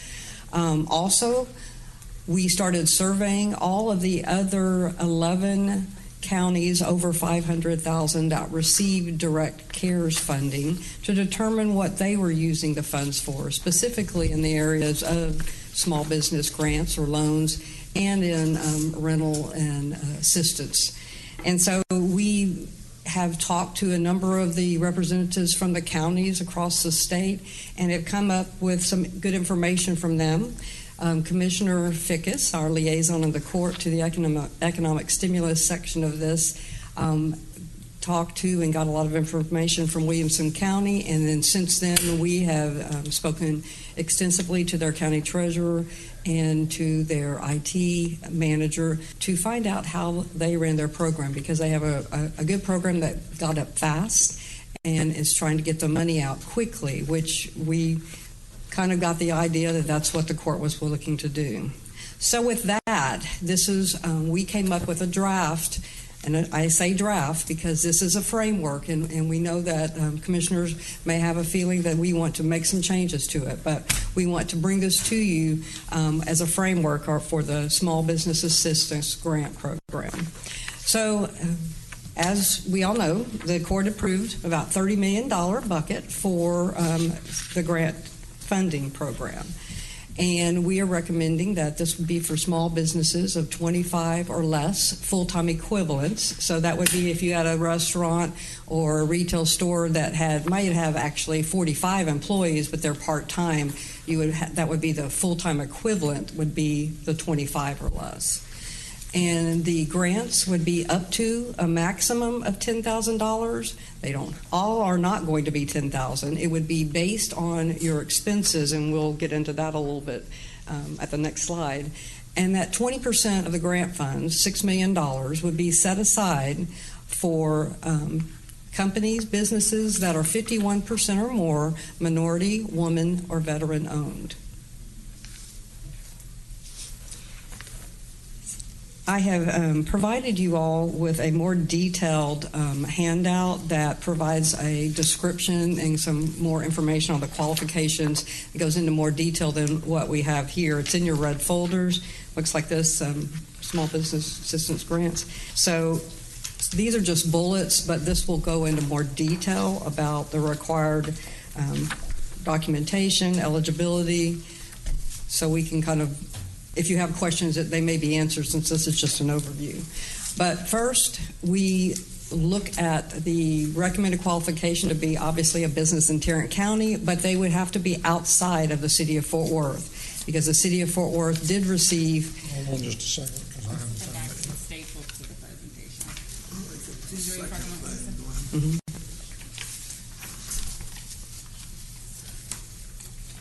I had about 3 presentations up there, so let me find which one I would staple the back of.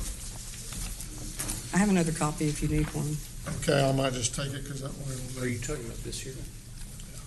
Wait a minute. I think I just found it.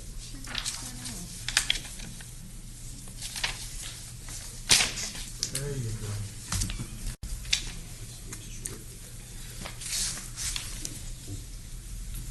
I hadn't made notes on one of the others, so that's why I didn't keep the presentation for them. Okay, so this would be for a business in Tarrant County, but outside of the city of Fort Worth. As we all know, the city of Fort Worth received their own direct funding, and they are going to do a small business grant program on their own. I don't know exactly. They're still working on that grant program. I know initially they were looking at grant and loan, and they still may be, but the last word I got that they were putting more money into a grant program. It looks like it may be around $10 million, and then they will graduate the amount of loans based on the size of business, like $5,000 maximum for 5 employees, and it goes up to a maximum. I think they go up to even larger, up to 100 employees. So that's how they are looking at their loans. But they have increased, I think, again, this is what the proposal is, like ours. It's just a proposal, but they are going to be putting about $10 million, I believe, in loan program, in grants, and then they may still do a loan program. So there is funding that Fort Worth will be providing for Fort Worth businesses. Now, the question would be, is there a company in ownership that has a Fort Worth business that may be getting a grant? Could they apply for Tarrant County? If they have another business located in the county, yes, they could apply for another business in the Tarrant County location outside of Fort Worth. We also require that the business would be in business as of January 1, 2020. They have to show that their revenues were impacted negatively by COVID-19. It would be limited to 1 application, 1 grant per owner, per business owner. They must be current on all their property taxes and have no tax liens or judgment. Show proof of business operation, like their EIN, Social Security number, tax returns. Show proof of revenue loss, and submit a W-9 that will be required for payment of the grant. So back on that, go back for just a second to the other one. Why are we going to limit them to 1 application as opposed to they can do as many applications as they want, but we'll only give them 1 grant? We don't want somebody that has 3 businesses, 4 businesses to make an application for all these businesses. Well, but if we're only going to give them 1 grant, we might decide that we don't like one of theirs, but we like another. Well, we might, but we would need to know that they're multiple grants from the same person. And I don't disagree with that. I'm just. Well, I think our biggest concern was when we give a grant from a husband, and you get another grant for the same business from a wife. Right, which that answers 1 business per owner. You can have multiple owners for the same business. I think that it's up front, we have to let them know that if we're just going to be multiple owners, 1 owner's a husband and wife, if that ownership only can get 1 grant, we would prefer that they know that up front and ask them to only apply for the grant that they want to get, because otherwise then that's going to be something that is going to put the burden on our administration trying to weed that out. I mean, we can always do an application and ask, are you applying for another? But I think we need to say, I mean, there at the end of this whole application, there's a certification. And if it says that you can only put one application in, then they need to know that, and we need to encourage that they only put one application in, because they can only get one grant. So they just hope they put in the one that we ultimately approve. Correct.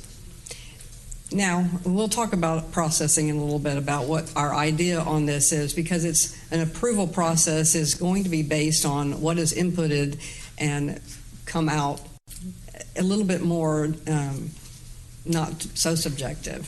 It would just, the information we put into the application, if you meet this criteria, then it actually figures it out for you, and this is what the grant amount would be. That is our thought. We wanted to kind of follow what the Williamson County model did, which is to figure that out by a formula so that when it goes in to be processed, the only thing that the actual processor is looking at is, does the backup documentation match what they put in for their numbers for expenses and or payroll? Does it match?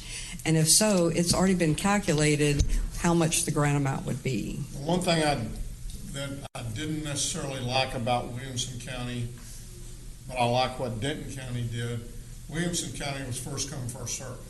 And this is what we are proposing also. I don't like that. I'll just be honest with you. I won't support a first come, first served. I like the idea that I agree with him. I mean, I really believe that we need to have an application period. People can submit during that period, and then once that period is complete, we evaluate. We'll one, know how much we've got applied for, and then we'll know that everybody had an opportunity to get their information in. So we proceeded kind of with the thought that we were trying to get this money out. We thought it was the court's desire to get this money out as quickly as possible to the community. However, if we need to slow it down a little bit to be able to review the grants differently, we can adjust that program. I will say this, that one of the things about the Williamson County program was that the way that the applications came in, and they were reviewed by the auditor's office, and it was blind, so that there was no discussion of somebody knowing that this business, we know this guy, we're going to give him a grant. It was very much done on again, what goes in, a dollar amount comes out, and it's straight to the auditor's office. There's no discussion. Well, I agree 100% that it needs to be blind, but I don't believe that it should be okay. Get it in there, and for somebody who may need assistance or something like that, I'm just not going to agree with first come, first served. And I agree, and that's why in our timeline that I have, we would provide time to get word out. I know when I'm talking with a lot of the cities, they have asked if they can get notice so that they can let their businesses know. And we wanted to give a time period where they could get that word out. And then I have a slide that'll come in later that talks about business assistance and where they can get, the applicants can get assistance for those grant applications and gathering those documents together. And we would have it if we provide a longer time period. I guess our thought is that, again, we have limited funds, and at some point, we've got to get it in and get it out. So, except for now the pot of money for the minority, women, and veteran-owned businesses, we would set that $6 million aside, and as that money comes in, same thing, they would check that off, and it automatically would divert that application to that funding source, and we would have a stack of those applications that had checked the MWV, and they would be looked at a first come, first serve. After that money was filled, then the other ones would be looked at in the larger pool. Who are we going to use to certify that they're minority owned? There's the only certification. It's not like the certification we use for vendors. When we, because of when I hear what you're saying, and I'm sure everybody in Tarrant County is honest, but sure not. Verify and trust, but verify. And I mean, I asked Judy to kind of come because one of the other questions I would like to see on the application is, have you received any other funds from either unemployment, CARES Act, any of the other things that have been offered to this point in time? I want to know if they have. So to address that, most of the other entities that we spoke with are not asking that. I believe Dallas County is just noting, or maybe it was Denton County, just noting that it is okay if they receive PPP funds. It's just that the uses of the grant funds that they get from the county cannot be used for the same expenses that they're going to be certifying that they can't be used for the same expenses that they use PPP funding for. So who's going to audit that?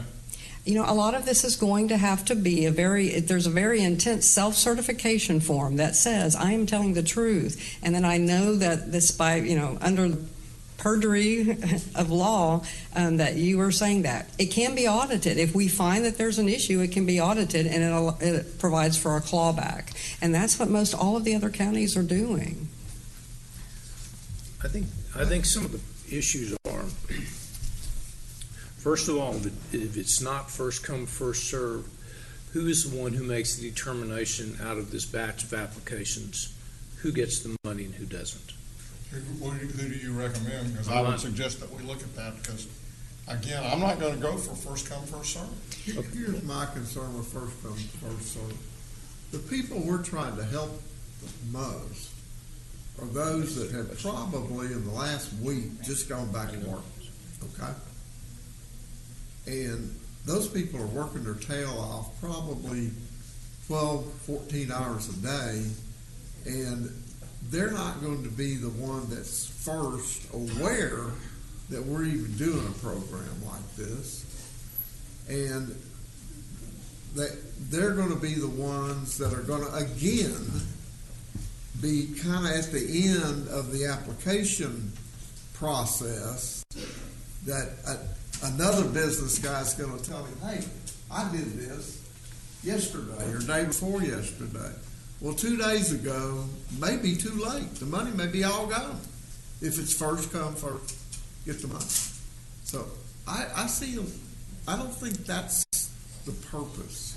My problem with first come, first served is that the businesses that we're trying to reach probably will not have CPA firms and lawyers on retainer, and getting this information together may take them longer than more sophisticated firms. So we try to look out, let me help you a little bit here, okay?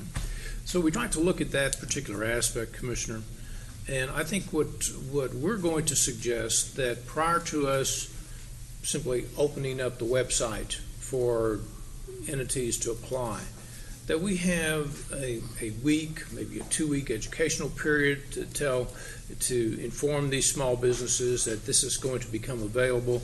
This is the information that you're going to need to supply, so that it gives them some time to go ahead and gather that information. And Lisa's going to talk a little bit about this educational aspect, that we're also factoring in on that, because when you get to a point where that, you know, everything that everyone has said up here is a legitimate concern, but when you put it all into a mix, if you don't do first come, first serve, but if you give them plenty of time to get ready to be the first in line, then what happens is that it becomes subjective in nature. And one of the things that we have tried to do is to make it not subjective, because someone's going to have to make that decision, and the county auditor is not going to make that decision. Okay, so how's the county auditor going to, when it comes time for us to audit this $30 million program that we've distributed money to and not checked anything, where are we going to come up with the $30 million if we have to pay it back? All right, let me answer a couple things here from my perspective. One, I happen to know in Williamson County that people applied and didn't necessarily have everything they needed attached. They didn't know all of the information, or they didn't provide all the information. Those people were still in the queue And the people at Williamson County actually reached out and are working with those individuals to see if they can produce the necessary paperwork before all of the money's given out. So they're not just being left behind because they submitted an application that didn't contain a piece of paper or a particular document. So I do know that for a fact because we've talked extensively with the auditor's office in Williamson County. The other thing is there would be certain, the way this needs to work, I believe, for me to be able to carry this program out, is this needs to be a ministerial duty for the most part on the front end, that you have defined your criteria, and that we are evaluating that criteria only to see that the person has been able to meet whatever your criteria is, and not be subjective as far as business A is more deserving than business B, if both businesses have provided the criteria and have submitted it, or we've been able to help them submit it. The other part of that is there will be various things here that we would look at before we actually released the check. But realistically, there is no way on this planet that I can put these checks out the door and audit these applications.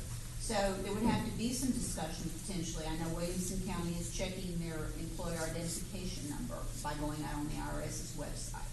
We can actually use the internet probably to substantiate a lot of information about if the business exists and if it is where it says it is, maybe even some other information. County taxes, that's going to be very time consuming to have to go out and check everybody's taxes to see if they're paid, but obviously we can check that. Some of the other information, as far as their 941, I'm going to have to go with whatever they've sent me, and if they falsified a document and sent me something that isn't correct to substantiate their payroll, I can't audit that. I can't think of any way that I can verify that what they've sent on their financial statements or on their financial documents is accurate in a timeline for which I think you want these checks to go out the door. I'm not set up for that. No one is. So I'm more than happy to administer this program. I'm more than happy to be a part of helping the community with these funds. But I think that the way Williamson County has done it works well. And if you have other things we want to do differently, then we have to talk about those. Because again, I can't be evaluating businesses and making that determination. That won't work for my office. Have you talked with Denton County?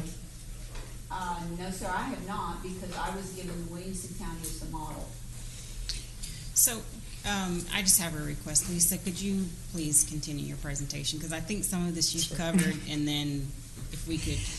I do want to, I flipped to this other screen, but I've talked to Rodney Johnson, who's the director of the Small Business Development Center at Tarrant County College. And he is very excited about trying to work with our businesses that get the $10,000 grant or less to make sure that those funds are spent wisely in the best way and to help and assist those businesses in doing so. In fact, before we found the Williamson County model, I had reached out to him about possibly looking at some sort of partnership for this program, for them helping us with the program. He has said that he would have a video, online video, that we could either require or encourage businesses to look at prior to the application. And it would provide information about the CARES Act, what are eligible uses for the funds, and then the best way to spend that money to make their business continue. And that's the goal, is to keep people employed and keep your business going. Additionally, the SBDC can help each applicant with the documents required. And there's no charge. This is a federally funded program that's offered through Tarrant County College. So if we do have that period, they would serve as a contact for businesses who need that help to gather those documents, to figure out what those documents are. They would serve as a resource for that. So I'm going to go back. Again, back to what we were looking at, the eligibility criteria. It would be the greater of either 2 times the monthly fixed cost, which would be your utility payments, your facility or equipment lease, payment of existing business loans for equipment, vehicles, or real estate, and any supply contracts that you have in place. Just the fixed cost, and we would take 2 times that. And then there would be documentation that would be required to back that up, whether it's your rent payments. You may, some businesses may have a profit and loss statement and they can provide financial statements. Others are going to simply have to show us their bank statements with their canceled checks to show us that they have made rent payments. I know in talking with Williamson County, one of the things is that they didn't specify and they just got a whole bunch of documents included. I think we would do a expense list that they would have to fill out so that they would actually put, because the block would just say, what are your monthly expenses? And if you put $5,000 in there and then just back up with a lot of documents, that makes it very hard to audit. We would have you say, okay, here's the documentation, here's your list. So it itemizes those to the $5,000, so then that when the audit is looking at the backup documentation, they'd be able to marry the two. Or 1 times the average payroll cost, and that would go back to their payroll from the prior year, or if they weren't in business all of 2019, they could look at the payroll for the first quarter. They could provide their W-3s and show that their average payroll costs, average monthly payroll costs. And like the PPP, it would be limited to payroll up to $100,000 max per employee, and that's in the PPP program. Again, this can be for a sole proprietor or a small business with 25 or fewer full-time equivalents. And this is an online grant submittal process only. And again, what we said, it would be processed and funded in order to receive is what we were proposing until the funds were exhausted. So back, sole proprietor, so that could be a contract, that could be a barber. A contractor. And you're basically saying we're only going to give. When we talk about monthly payroll, if I'm a self-employed individual and I'm just a barber, then I'm not taking any payroll out. So would it just be we're going to look at the year? Or you're going to look at your annualized, yes, from your prior year's tax income tax statement, and you can divide by 12, or you can take your expenses. That barber may have a rent on a shop, or they may have the lease that they pay for their spot as their station, plus other equipment leases and all. So it may be the greater of those two. That's why there's two different.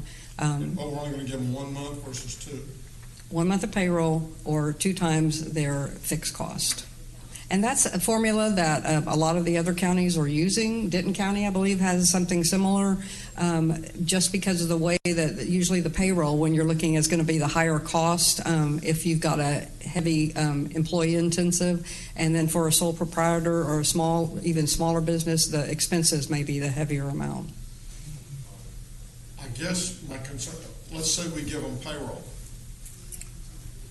and they've got 10 employees, but they let all these employees go. Well, part in the, we didn't go into this, but in the guidelines that we expect them to maintain employment for the period through the end of the year. And I guess, my thought on that process would be, again, if they're a Schedule C, if they're a contractor, then we would take the Schedule C for either 2019 or whatever. Correct. Look at 2 times it and 2 times what a monthly would be. But then it would be some percentage because we're giving them a grant that is not taxable. So, in my mind, we would be looking at maybe 60%, 60 to 65% because, why did you? I'm listening. Because they're not paying self-employment tax. They're not paying income tax on this. So, if we give them a full month, then in effect, they're making more money net than what they would have been otherwise. So basically, this is a formula that a lot of the other counties and cities are using. But unfortunately, they don't have a CPA. I know, as a county judge. It can be a pain in the butt. But basically, this is a formula that we're using to show what the size of their business, what their needs are. But it is actually for, in your handout, there's an eligible use of grant proceeds. So it can be for payroll costs, contract labor, the rent, and those things. Or, maybe they actually need it for new technology, new marketing because they're having to change the way they're doing business. So not all of those funds are going directly to payroll. They're also going to help get their business started. That's just a formula that we use to determine their need, but some of that money, but the eligible uses of the grant funds are what we determine that are eligible. Audit still has to be looking at this in the DA's office, but these are some of the uses that other entities have used as eligible uses of those grant funds. Are we penalizing people who were not able to keep their employees? Okay, I've got a business and had 5 employees, and I'm a plumber. Okay, and I got helpers and whatever. I guess the plumbing was an essential business. You don't want to use that one. I sell televisions and do television installation. Maybe that wasn't an essential business. So, but I had to let 4 of my employees go. Because then, I was shut down. Through the county order, the state order, for a while now. And I got 25%, whatever. Are we penalizing them if they let some of their people go? They got to hire them back, and they're probably, they're probably on unemployment.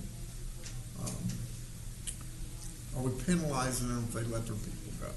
Is my question. No, not that I can see, because we were actually asking them for their payroll costs average on the year 2019, or if they weren't in business all of 2019, they can look at from January through March. So, but see again, my theory on that would be for the business, you would say if you're a sole proprietor, let's say you're a barber shop or a hairdresser, and you've got a couple of employees. For the person who owns the shop, she may have rented out 2 or 3 of the chairs, so maybe she didn't get that rental income.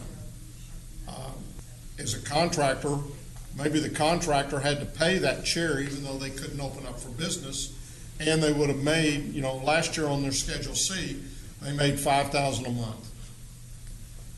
Well, then if they were out of business for 2 months, because basically we shut everything down around the middle of March, and we're just now opening it back up in May. So they were out for 2 months. and they have to show that they had a financial loss, that they had a loss of revenue. So they will have to show that, and they can show this based on their documentation from prior years, and then they can show us that they've had a loss. That is one of the requirements, that they show that they are. But we're getting back to the point where you're evaluating something. And we're going to, okay. You're going to have to evaluate something. And if you're going to go to that much trouble, why does it matter so much if it's first in, first out versus, let's put a period of time, get them all in, spend 10 days evaluating, and start the process of writing checks. You can't write them all in one day. You can't write them all in 1 week. You're talking, if we give out $10,000 to everybody, we're talking 3,000 people, companies. 5,000 is 6,000 companies. So, but there still has to be some order of the way we give out the money. So when it comes in, if we ask, did you suffer a financial loss of revenue due to COVID-19? And they check yes or they check no. And they're going to provide documentation, but the process is going to say they checked yes. That makes them eligible, so it makes them go down. There's going to be a formula that's going to look at what they put in each of these boxes. So at the end of the day, when it gets into the queue to be reviewed, it's going to say, yes, they were eligible. This is the amount that they're eligible for a grant for. They are an MWV, so it's going into the other pot of money. And then here's the documentations that have been uploaded, and then the auditor's office will look at it simply for, this is what they say they're eligible, this is what they say their expenses, and is there documentation to back that up? Okay. So, and then if they have all that, if they don't, as Renee said, then they would be called. Williamson County, they noted that the whole listing thing was one of the issues that they had an issue with because of the documentation, and it would make it better to actually have a list that they fill out. So we would do that. But they've actually had to call about 50% of their applicants to get more information on. And the majority of the ones that they have to call are the businesses that are 25 employees or less, because they haven't been able to fill that out. So we're looking for ways, and one of those was an expense list that we could make it easier on them to provide that documentation. And we will continue to do that and work with the auditor's office to put that together. But calling them and helping them provide the information that you've required with your parameters for the grant is not an evaluation.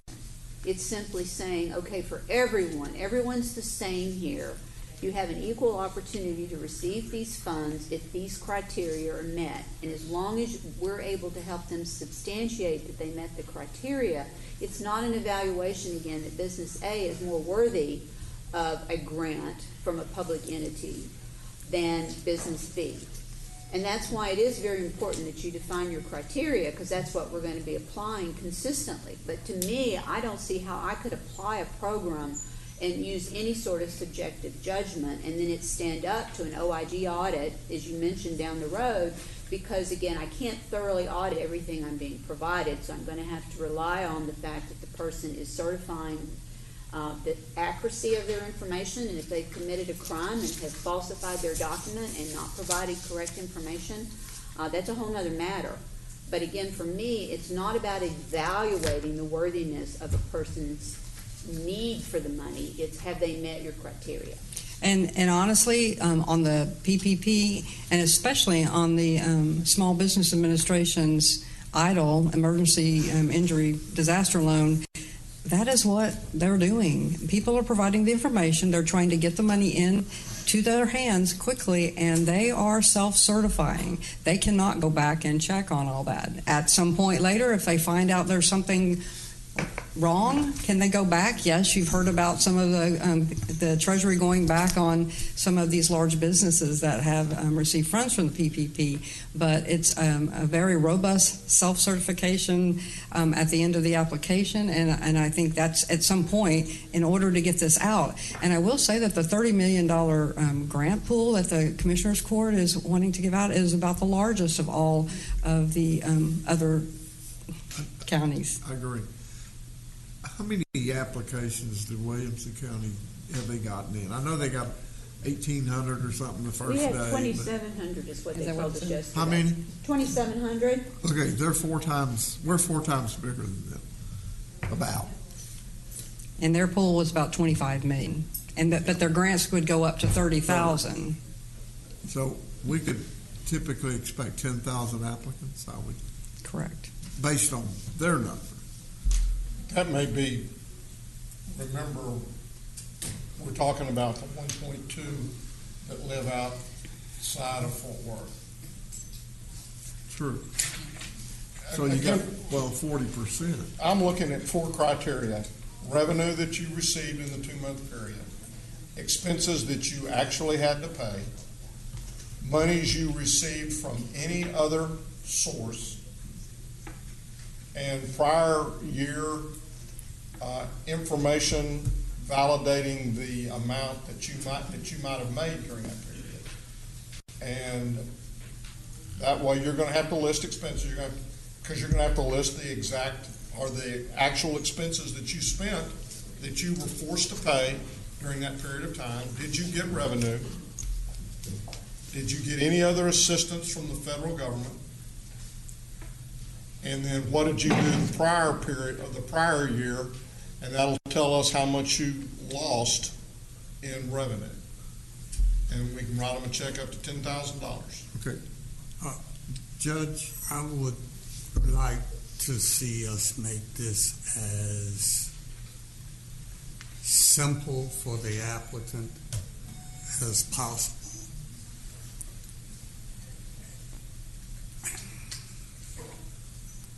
And I would like to not put unnecessary burdens on the applicant to qualify for this money. There may very well be businesses that are worthy, that are going concerns, that were not going concerns last year, so they got no last year's tax return or last year's income to verify. We say they should have been in business by January the 1st. Well, that's if they're fine. not, I'll grant you that. You know, if they weren't in business last year, that's a different thing. I guess they could show us at least January and February. Can I remind you that the tax return deadline filing date is not till July 15th? Right. Yeah. I understand that. So when you say last year's tax return, it could be all the way back to 2018 if they've not filed 2019. Or they can, or maybe you would prefer, or just take a financial statement. All I'm saying is it's 4 things that we're looking at.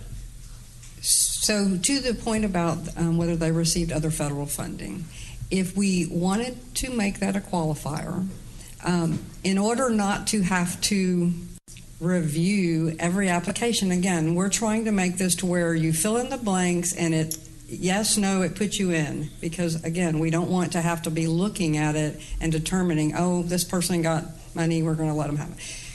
We can ask them, did you get funding? And if so, how much? And if we want to then have a formula that reduces the amount that they were eligible by the amount that they got, we could do something like that. I mean, I've heard of people that if you maybe requested a small business development loan and you didn't get qualified for it, but you had one employee, your sole proprietor, they would give you a $1,000 grant automatically. That's that up to $10,000 advance. So if they did get that but didn't get the loan and they put down $1,000 and they were eligible for 10, we could reduce it, and we have a program that would automatically do that and say then the eligible grant would be $9,000. I just don't know that we can do something and get this. The volume of applications I think we're going to get is going to be extreme, and all of the counties are getting way more than they can fund. And I just don't think that we're going to be able to take this whole pool and then sit down and try to determine who gets the money. That's why we have to have a process. Let me make a statement, if I might. Okay, Tarek, we're only dealing with 60% of Tarrant County, approximately. Fort Worth's 40% of the population, is that about right? Maybe 45%. Closer to half. Huh? It's a little closer to half. Okay. Let's say 45%. So we're dealing with 55% of the businesses. Williamson, okay, that's a population number that's more close to double Williamson County, and they got 2,700. Double 2,700. 5,500. Let's say we get 6,500 applications. And the average application, the average check we write is $5,000. We could give everybody some money if we don't do first in, first out. If we take the applications, everybody can get something. Because some of these people, $2,500 might make a big deal, and some of them it won't. But we have that opportunity to look and give everybody possibly some money, and not, that way everybody wins. We're not saying that we're going to give everybody $10,000. Again, there's a formula, and it'll be based on what they put in expenses. And the small sole proprietor, the small barbershop, and what they put in their expenses, they may only have $2,500 a month expenses. Times that by 2, it's only going to be a $5,000 grant, or it may be less. So we're not. If the we program in their expenses, then they made nothing. They've at least recovered, I guess, their out-of-pocket expenses, but they've not made any money. So then what's the goal of what we're trying to do here? I think the goal of what we're trying to do is give them a little bit of money to be a stopgap. To be a stopgap measure, and I guess is it your goal to give them a stopgap, or that we understood that it was the Commissioner's Court goal to be a stopgap, and then understanding from what Commissioner Fickett says, stopgap. as what Commissioner Fickus is saying also, is to try to give everybody a little bit of money. So some of them, then if we do it that way, will not be, it will just be something to help them continue business so that they can continue Stopgap is going on. to be basically money to help them hold on until they can get their businesses up and running again. That's Some what it people may is. get $10,000. We are prepared to do whatever the court desires, is to come up with a program that matches with your recommendations. So we are open. What was your, I mean, what are you envisioning in the grant money that we're getting? Well, I mean, what I'm hearing from business owners is that they didn't have the time capacity, there wasn't enough to go around with PPP. So they obviously need help with expenses that they currently have, things that are due that they don't have the money to pay for, and then they need help in planning forward with, this is how my business is going to respond to COVID. And so what I, just me personally, Yeah. but what I had thought of, and I'm going to go back to that hairdresser, Sure. and I'm going to say that they had to rent a chair. And for whatever reason, they had to pay that rent even though they weren't able to see anybody. And let's just say that was $1,000 a month. At least. I'm sure. Yeah. I'm just saying. Yeah, Let's just say it was $1,000 a month. And so they got no revenue, so the revenue would be zero. The direct expenses would be whatever they had to write out of their checkbook. That'd be $1,000. Last year, if you looked at their income statement for 2019 or their tax return for 2018, and let's say that when everything was said and done, they made $60,000. That's $5,000 a month. So they were out of pocket $1,000. They made $5,000 a month. So they could say that they were at $12,000 for the 2-month period of time. No, sir, because Let me finish. Okay. You take the $12,000 again, they would have been taxed on that $5,000. They would have paid 15.3% self-employment. They would have paid maybe 20, let's just say 20 or 22%. They'd have paid close to 35% in taxes that they won't have to pay if we reimburse them this money. So if we took that $12,000, $10,000, because that'll be real easy, that's $3,500. They would be eligible for a $6,500 payment to themselves. Payment to them plus the $2,000 in direct expenses. So you're talking expenses and lost revenue. Yeah, because the expenses, that doesn't put any food on there. That doesn't pay back what they had to do to put food on their table or help them pay rent now that we're fixing to start evicting them. That's true. And so my goal here, or my goal all along has been, let's give them some money for the revenue we cost them when we put together the mitigation policies of you can't do this anymore. Right. And so we're talking, I mean, I don't think we're talking about that hard of a, you had talked about calling some people anyway. So one of the calls will be to Texas Workforce Commission. I managed to let Judy run off from me. But I think we can very quickly call and, we can randomly select a few businesses just to spot check if they received anything else. Or we'll just trust them. I don't even care. I think that honestly, we're just going to have to put that on the application, and we're willing to put that on the application, but at some point we're going to have to trust, like anything, even if we had done this as a third party and gone with another and not done it in-house, they would do the same thing. They're only going to look at what the application says and what the people attest to. Well, they were going to charge us 5%, so that would be $1.5 million. So I hope they would do a little bit more than just trust everybody for $1.5 million. I'm not sure how much more they could do, though. Well, you can ask for some documentation. I mean, it does surprise me a little bit. I said, which we're doing. Well, you say that, okay. All we're asking them to do is if we're not going to look at anything, then we're really not asking them to submit anything. So I don't know that I heard that. But We are going to look at some things. I just said we couldn't look at everything. And I will tell you, the other thing we learned from Williamson County yesterday is while they only had 27 applications, they processed 1250, and they started May the 6th, May the 2nd. So they've been in it for 12 days, calendar days. I don't know how many working days that is. They're working 10 to 15 hours a day with 11 people. So, that are just doing that and nothing else. and they're just processing this.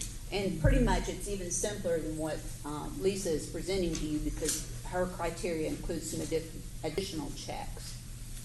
And so it is a very labor-intensive process. So for $1.5 million, if someone can check everything they submit, I suggest you hire them. Not because I'm not willing to do it, but I can't do it with the resources that have been suggested for this program in my office. Well, and that's going to be one of my questions is You know- what was our process into determining that we would do it in-house versus using it? Because we did check with Lift Fund, and they were going to charge approximately 5%. We checked both. Sure. You know, and Commissioner Fickus was the lead on this for the court, and he had wanted to do it in-house rather than go with a third party. And Williamson County was given to us as an example of how they did that in-house. I've had conversations with organizations like Lift House and is it Lift House? Lift Fund. I'm sorry, a lot of houses. And I mean they do that. They're doing it for the big counties in the state. They're not doing it for the city of Fort Worth. The city of Fort Worth is not going to be doing all of this internally. They're looking at United Way and other areas to do that. They're looking at People Fund as well. So with Well, at $20 an hour, we can buy 75,000 hours for 1.5 million. I think, as I say, if I were not here, I'd be glad to do it for 1.5 million. Even if we're looking at 10,000, that means we can take 7.5 hours for each one. So, I talked to Travis County, and they have a $10 million fund, and they're spending $1 million to have that administered. So they're actually only able to give out $9 million in grants. And then we just thought that we were going to try to do this in-house so that we could provide more to the community. But to do that, we have to have a more streamlined process that basically puts in the information and spits out an amount that can be then checked with the documentation that they provide to make sure that it matches up to what they put in the application. What have I proposed that would be difficult to put in on a streamlined basis? It won't be difficult to put in a streamlined basis about whether they receive funds. What we will have to determine is if they answer yes or no to that, what we do with it from there. If we ask them how much they receive, if we want to look at a deduction for that. Because if we start asking a lot more, then we're going to then have to put that aside, and then it will have to be, it's going to be, I didn't ask for anything more, subjective. so don't say if I ask for anything more. That's what I asked for. Okay. So we understand what people are asking for. I think there's at least two issues that we need to consider. If we ask for documents, okay, be that an income tax, be that some type of a financial statement, be that whatever it needs to be, or a list, and we get those, we have to be able to look at them at face value and say, okay, the answer to this question is this, okay? So that's one issue. If we begin to have to go back and look at those documents and say, are you sure? Are you sure that this is an actual true document? Then that's going to bog the system down. It's going to bog the system down. It's going to take a lot more time and a lot more people to do that. One of the things that Williamson County did on these 52% was that they didn't have the supporting document. It's not that they didn't look at the supporting document, they simply didn't have it. When they did, and they said, okay, here's the document, this answers this question. And that was part of the calculus that they reached. I think the one thing that we need to think about, and you all need to give us your opinion. We're coming here and telling you what we think you might want to consider, but we're not mandating anything that you all do. But the thing is, you don't care for a first come, first serve. least two of the four court members here said that. Then we need to understand how we're going to choose.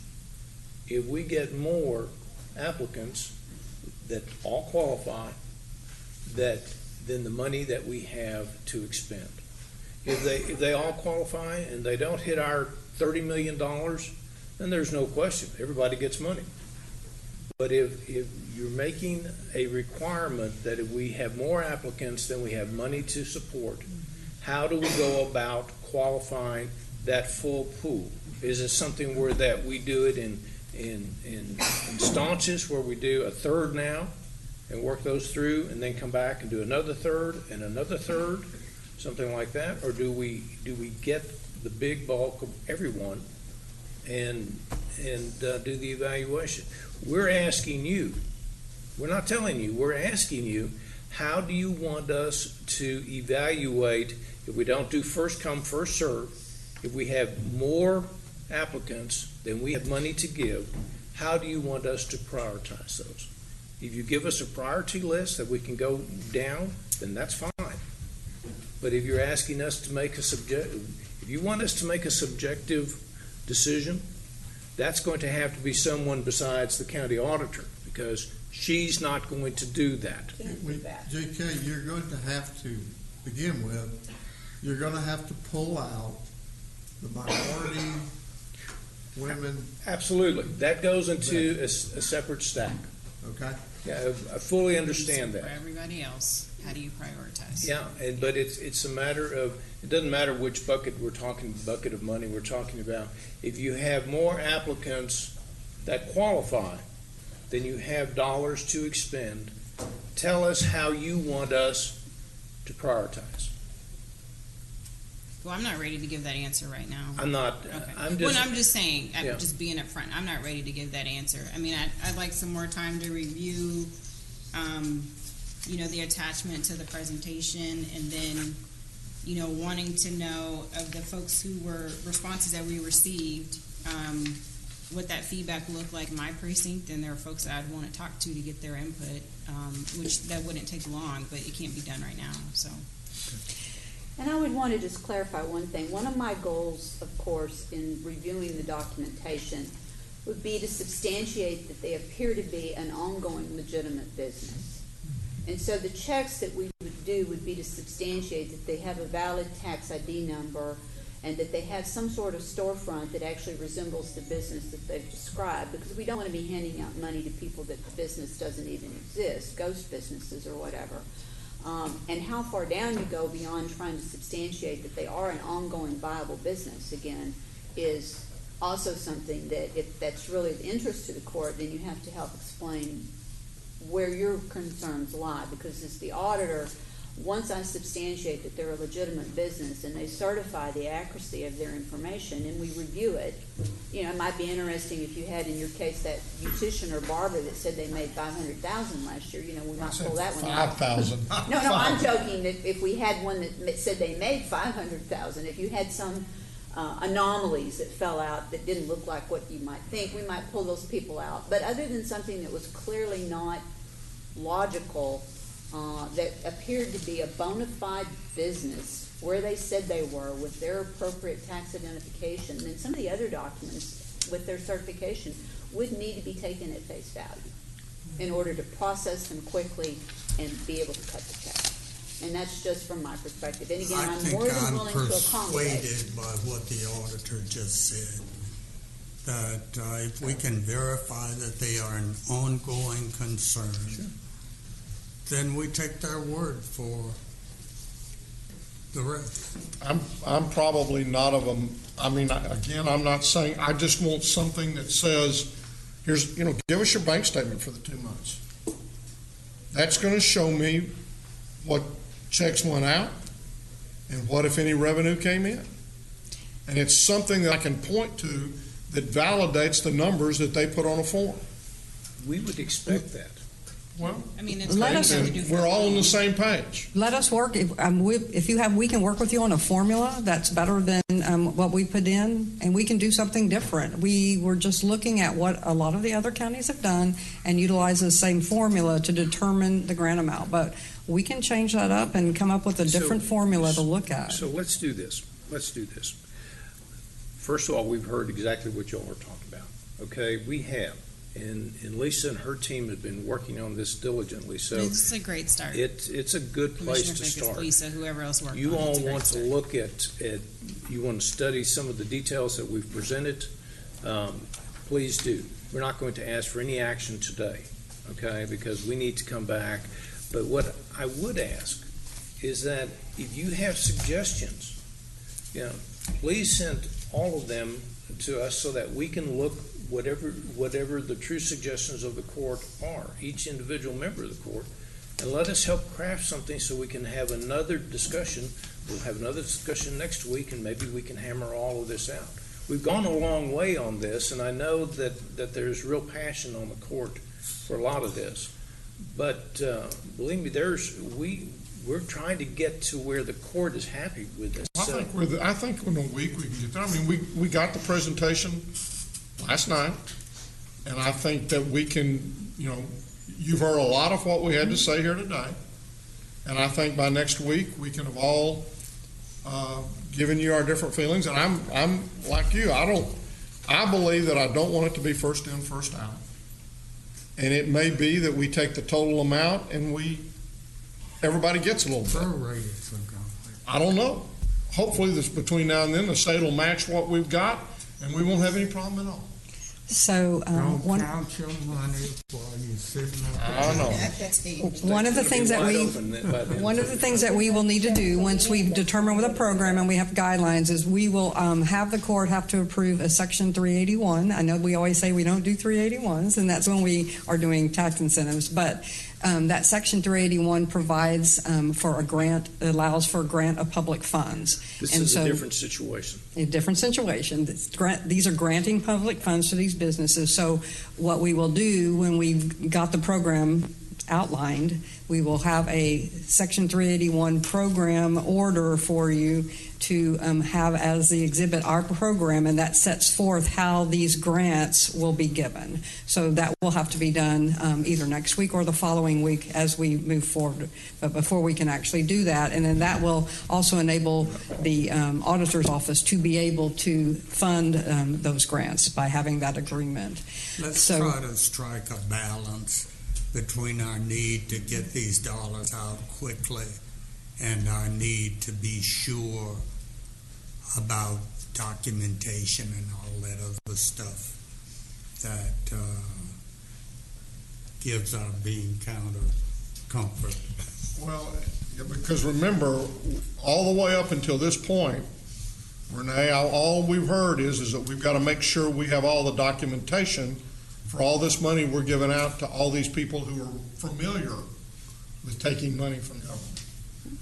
And now we definitely want to get the $30 million out to the folks who have felt harm or have felt harm's not the right word, but the brunt of this deal, and they don't understand that, and we are ultimately responsible for paying back any dollars that the federal government later determines that we didn't send out appropriately.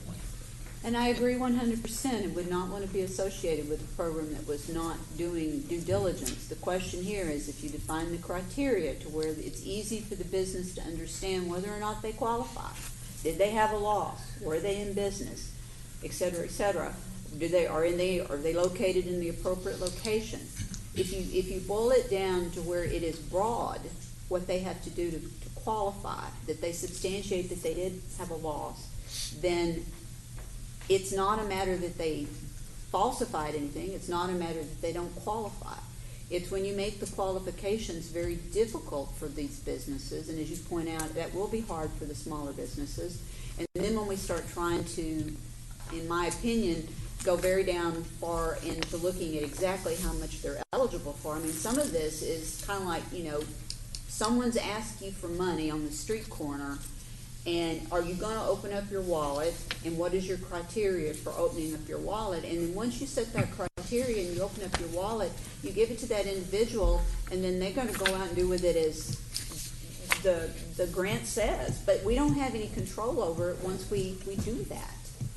If they've been in business, they've had a loss, as you said, and they need money, define your criteria, and I'd be more than happy to apply it to all of them, to all of the applications within a time frame.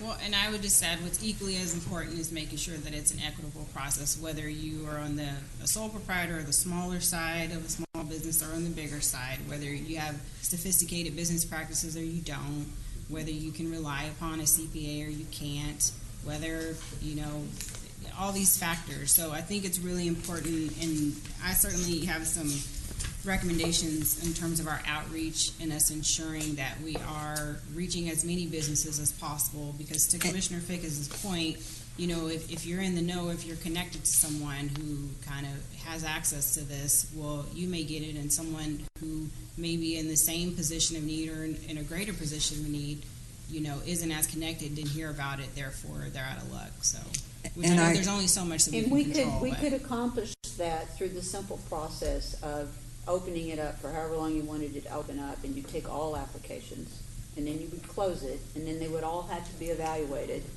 and then if they met the criteria and they were eligible, then you would disperse the funds at the end. But on an ongoing process, other than the bucket that Mr. Manius referenced about setting aside an amount and then opening it up and then setting aside a second amount, I just don't see, the accountant in me doesn't see any way to distribute the funds on a daily basis if we don't do it first come, first serve. And so that was my only other comment, is that there are ways to take all the applications and determine. It'd just be a lottery system, basically. After that, we'd have a pool, and it'd just be a lottery of who, the first ones. Y'all can keep deciding how you want to allocate it, but we're going to ultimately decide it. So keep talking. No, we're just giving you ideas and suggestions. Is the only thing. I'm not trying to decide. I'm the commissioner's sharing court. my concerns. The commissioner's court's going to make this decision. We're just trying to give you some ideas to help. We've heard your ideas. And I think, and one thing that I had put in the slide, and I think that more time that we can get the word out, all the cities are wanting to get the word out, so we need to have that time period. Once the application is there, once we can get something on the site, but the application not be open, that people have the opportunity to review the guidelines, to review what's going to be required. You'll get it to us by next week. We'll be that much closer to doing it. We're fine. We'll be working with you. We're going to go ahead and move on. Thank you. Now we're going to take a break. We have 1442 pending. So, and most of those have been extended into the future until June, as I understand. That we think most of them will be extended. So, and I can tell you where most of the evictions are coming from. JP2, JP1, and JP7, and JP6. The least amount is JP5, and we've only had 4 evictions go through that court. So, and we will keep you updated, and I'm working with the county clerk's office, and once a week I will send you an update on the evictions and also the applications for rental assistance through our office. Who's JP5? Sergio. And with this, the 1442, that's an aggregate number, so that it doesn't, or that's not specific to what we would call COVID related. Okay. So I have a question, Patricia. If you'll talk with the court a little bit. The CARE Act funds can only be used for issues directly related to the COVID virus and expenses that were incurred by March 1 or later. So we've also talked about if we have people who need rental assistance and they live inside the city of Fort Worth, and if we begin to make those type of payments, they have CDBG money and they also have COVID money. Can you talk a little bit to the court about how you're going to segregate those different groups so that they can attach to different revenue or funding sources. Well, that'll be easy because we've run out of money for CDBG and for ESG. And I put on your secretary's desk a while ago to sign that off, and so we can get the money in our account, and we'll come back and for y'all to receive and file next week. So that's the $3 million that? Yes. Okay, so whenever that money comes back in, though, it'll be available for, or a portion of it, a substantial portion will be available for housing. Right. Is that correct? It's a block grant, just like the regular HUD money is. We've put a plan in, and it basically consists of rental assistance, operational costs for shelters, because of the COVID, they've lost a lot of money because of expansion of need for staying in a shelter. So if it's a block grant, does that not mean that they just keep, as long as we keep submitting expenses, they keep sending money? Right. So, but we no. We know the rules, and we have read the rules about 30 times. So, and we will be audited for it. Well, I understand that, but I mean, the block grant has a cap. Yeah. And that cap is $3 million. 3.3. And we've spent how much so far? None. We've spent all the times we've been having public hearings, those have been shifting money from one program to the next to cover these costs. So the $480,000 that you say we've spent in the last 3 months. Is that coming out of this $3 million? No. What you signed will be the $3 million. So understand that when we get CDBG funds, that we get funds that are allocated for different things. Homelessness is one of those funds, which is rental assistance, and a myriad of other funds. That's a normal allocation that the county gets, okay, on an annualized basis from HUD. The $3 million is above and beyond what our normal allocation has. So when Patricia says that we've expended $480,000, that's from our regular funds. what she has done from the normal funds or from the regular funds that we get from HUD, through these public hearings that we've had, we've shifted money into the housing piece, and that's what you've expended. When we get the $3 million, and that's the documents we need to get signed, then that'll replenish some of our revenue stream that we can continue to fund more rental assistance from. And so the $3 million will be more, but that is not a part of the $20 million that we allocated out of our CARES funds. No, it's not. Okay. It's separate, totally.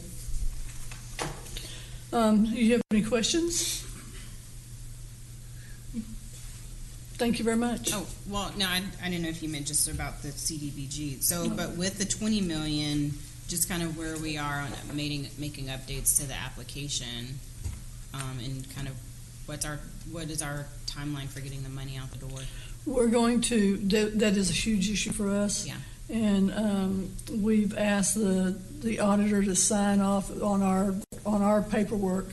We'll do the complete background. We'll make sure that they are in the they're meeting the qualification and they're eligible for these funds. And we have a file for everyone, and we will bring it to Renee, and she will sign off it when her staff reviews it too. We're thinking 2 or 3 days.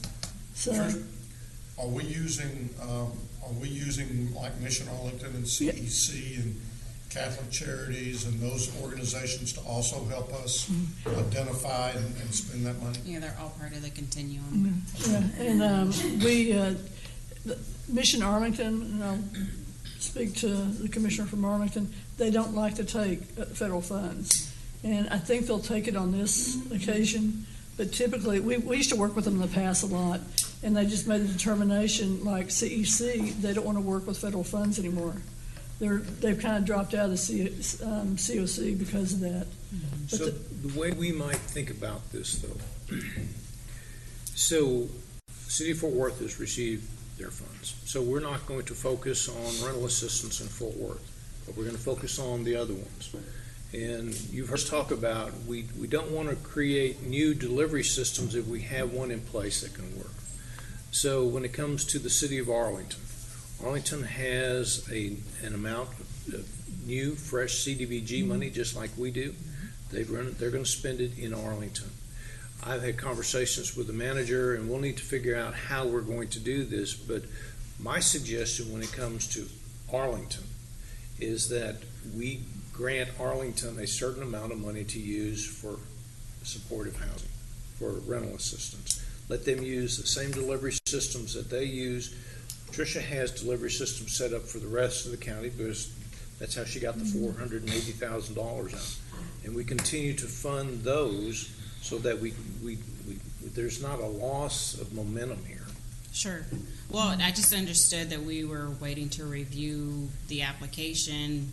We had, in our meeting after court, just kind of talked at length, wanting to make sure that we weren't thinking of any unintended barriers based off of what we were asking for, which is similar to the conversation that we had about the business assistance. So And we just got the grant agreement yesterday. Yeah. And I was going to ask to meet with y'all after court to kind of explain what's going on now. And we'll summarize the application process. It should be very similar to ours we use already, but we ask for waivers for everything. And once we make sure that they acknowledge the waivers, but they will not approve it. So I want to make sure that we're not looking to be audited down the road. Sure. So, And will that, I don't know in the past, but does a lot of that also include mortgage? Because I know normally we would just be looking at rental assistance, but in some of these situations, are we going to try to expand that out to also be doing mortgage?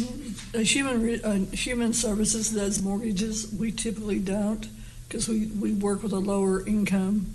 And I can reach out to Julie and see what kind of funding she needs. So.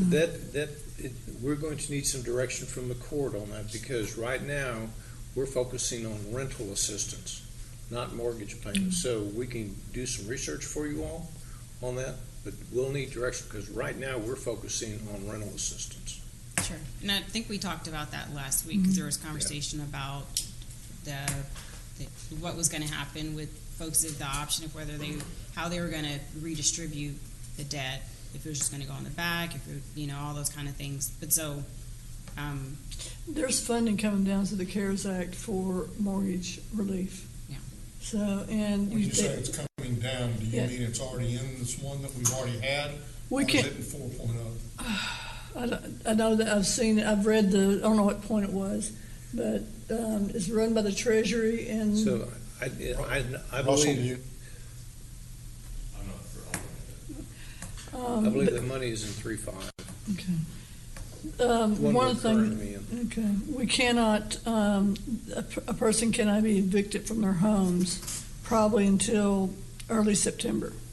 It was certain types of backed loans. Yes. So if it's federal mortgage, you can't be evicted right now. It's FHA. So. Okay. And that may be but if they can be evicted, that's the thing that I want to. Yeah. I would be in favor of at least exploring the possibility. I do know that because I know some individuals who've taken advantage of this. Whenever on the CARE Act, that because there was at least one member of the household that became unemployed because of the virus issue, that they were allowed to defer without penalty, payments and place them on the back end. So of their mortgage, and it was simply because that way there would be no, there's no penalty, there's no catch up if you don't need to. You can pay it at the very end so that you're not evicted. I know that particular program is already existing, and it's not the 4.0. It's in either 3 or 3.5 because I know some individuals who have actually utilized that, and it works well. So. Any additional? So then I guess I'm unclear on what next steps are. Just so, I know that a lot of work is being done, but kind of what is our next milestone? To get the CARES Act money in our hands. Okay. And then what about the application? So we're using applications and we're looking, my staff's not happy with it right now because we're looking to streamline it. And we're simply going to need to come back with you. On we're it's not that we don't have money to spend now. because we're going to be utilizing CDBG funds to the greatest extent. But I would expect within a week or so, we'll have some more concrete elements for you all to consider on this. Well, I just know that the first is quickly approaching, and then that's just going to add additional burden. What I will tell you is that HUD wouldn't talk to us. And Monday was supposed to be 30 days, and that would have been about 30 days ago. And they won't give you any guidance because they were writing the rules in Washington. So hopefully, evidently they finished writing the rules, and they haven't shared them. So I know we need the rules in order to craft the criteria for application. Okay. Yeah, and that's I'm gonna be doing that tonight probably, and then I'm gonna talk to you all a little bit after this about when we can get it out. It's just a matter, we've got to write our application that meet the rules. So check with you. We might be able to talk to someone who was formerly with HUD that might be able to get us some insight. Okay, we'll do that. How are we going to work with that population of people who have already had forcible detainers filed against them in JP court, and those are just ending the expiration of the Supreme Court's stay on hearing those suits?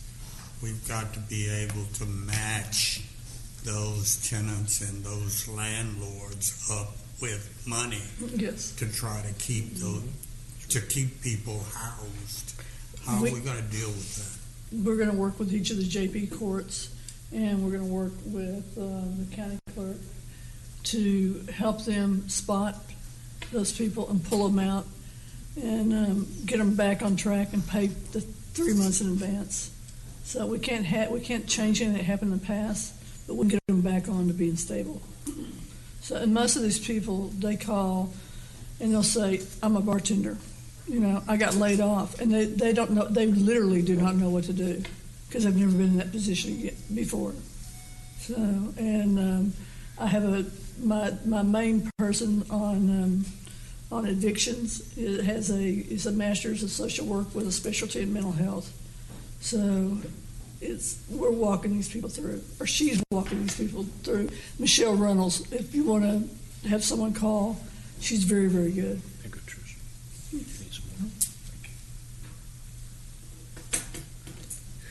Other questions? I'm sorry. Is there any additional questions, Trish? No. The only thing I'll say, one of the strongest links to evictions right now are East Fort Worth through Arlington. And so we're going to work with Arlington really close, just in discussions, and also with Northeast Tarrant County. And Fort Worth has more than any of those. They're the highest incident of evictions right now. So. I guess I would just say in advance of next week, it would be helpful to kind of more on paper to have a better sense of what all is being done and what we plan to do. I'll have it. Thank you. We'll try to get it to you before the night before the court meeting. Your Honor, we're going to wait for Dr. Tenasia to come back, so we're going to skip item 5 until he comes back into the courtroom and ask Mr. Schaffner to do item number 6. Which is the letter regarding the State of Texas CARES Act funding allocations. Good afternoon, Judge and Commissioners. So yesterday, I guess it was Friday afternoon, we sent out the original version of the letter and requested any edits or additional thoughts about it. We received those and sent out an additional version of the letter, which the version that I handed you this morning, those are the ones that have underlines, the changes that have underlines. And then we also received a few additional changes this morning, which are highlighted. So just so you know. So the purpose of this letter, last week the Commissioners Court took a very significant step of showing goodwill and partnership towards our cities by allocating $55 per capita to our cities out of the county's CARES Act funding. And I know we talked about it a little bit earlier, but want to kind of run through the CARES Act funding. This $150 billion from CARES Act Coronavirus Relief Fund.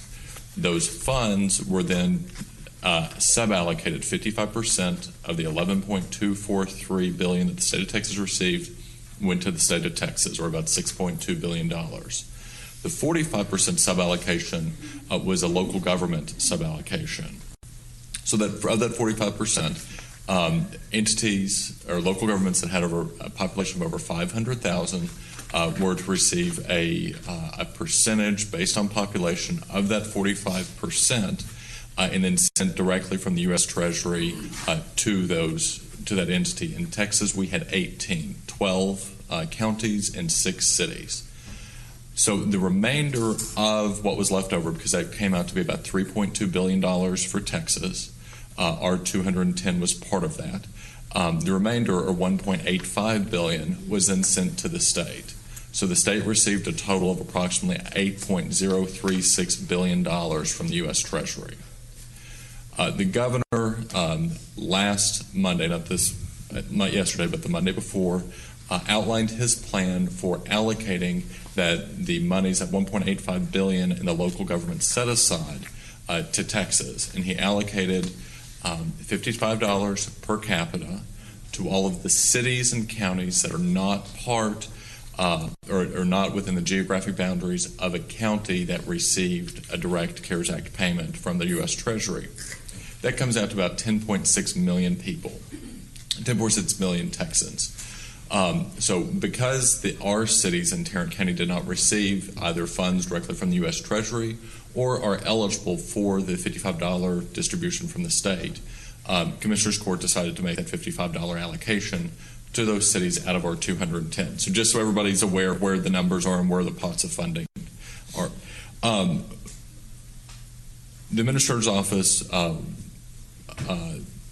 some intermediaries from the Texas Speaker's Office reached out to the Administrator's Office in order to ask for details about the program. And in some conversations, we decided that a good approach would be to communicate back to the governor, lieutenant governor, and the speaker the act, what y'all did last week in court by the $55 allocation, as well as have further conversations with them about what to do with the funds that are left over in the local government set aside. So the governor, in his plan, $55 to those 10.6 million Texans. That comes out to about $583 million, leaving about $1.2 billion in a contingency fund. That contingency fund has not been allocated, sub-allocated, or any definitions on how that money can be accessed by local governments. So the letter that we have before you this morning makes a suggestion of a partnership between Tarrant County, our cities, and the state of Texas to match dollar for dollar the amount of funds that the county puts up, our coronavirus relief funds, CRF funds, for various programs, have the state match it with various federal funds that they're receiving through the COVID-19 response from Congress. So the chart that we have sub-allocated that we've kind of worked through, and again, this is an anticipated allocation if the state is willing to work with us on a matching program or a matching fund, but it would allocate about $170 million to programs that we are asking the state to match. So effectively, if the Commissioners Court decides to move forward with this letter, you all would be requesting $170 million of matching funds from the state of Texas to further meet Tarrant County's needs, our citizens' needs.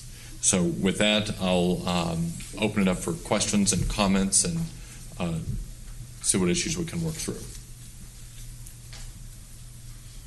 If he did this to everybody in all the 12 counties, he would still have money left out of the $1.2 billion. I move approval of the letter. Second. We have a motion and a second. Any discussion? Judge, a clarifying point. Go right ahead. To motion for the letter as presented with the correction, the two sets of corrections. So it would be the letter that, yes, with the underlined and the highlighted. Just wanted to make that, okay. Yeah, your best letter. Is there, Russell, are there other counties that have allocated the $55? So Out of they, the 10 or however many you said. so of the 12 counties, they are going through, each county in Texas is so different. We have everything between our situation where we have about 80,000 people in the unincorporated area, unlike Harris County, which has 2 million people in the unincorporated area. So everyone's going through and evaluating. Collin County has done a program that is similar to what you all are doing, but you all are allocating a little bit more money than what they're allocating per capita to their cities. But that's the other one, and everyone else is in various stages of working through how they're going to handle this issue. Yeah, I'd ask that same question too. Any other discussion? Please vote. Commissioner Johnson? Yes. Good to hear from you. Motion passes unanimously. Thank you all very much.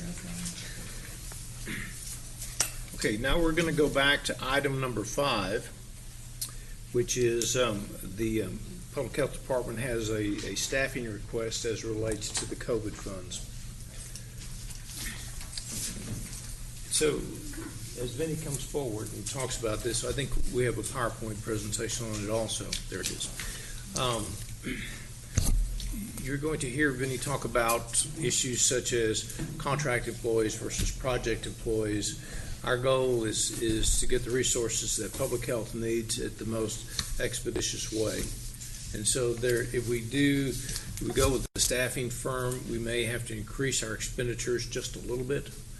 But the key here is that public health believes they need the resources, and that's going to be our request today. Thank you, GK, and thank you for having me back. I'll try to make this quick, but I want to start with an acknowledgement and thank you to you all for being so supportive throughout all of this. I know Commissioner Brooks had asked a couple weeks ago, and almost every one of you have individually asked me, Vinny, whatever you need, let us know. So here's our first draft on trying to get a resource request out to you all because, this thing is going as a marathon and our staff are starting to get tired out. Volunteers are, getting pulled into other direction as the county reopens. So we're starting to see a resource need increase as more and more work is coming our way.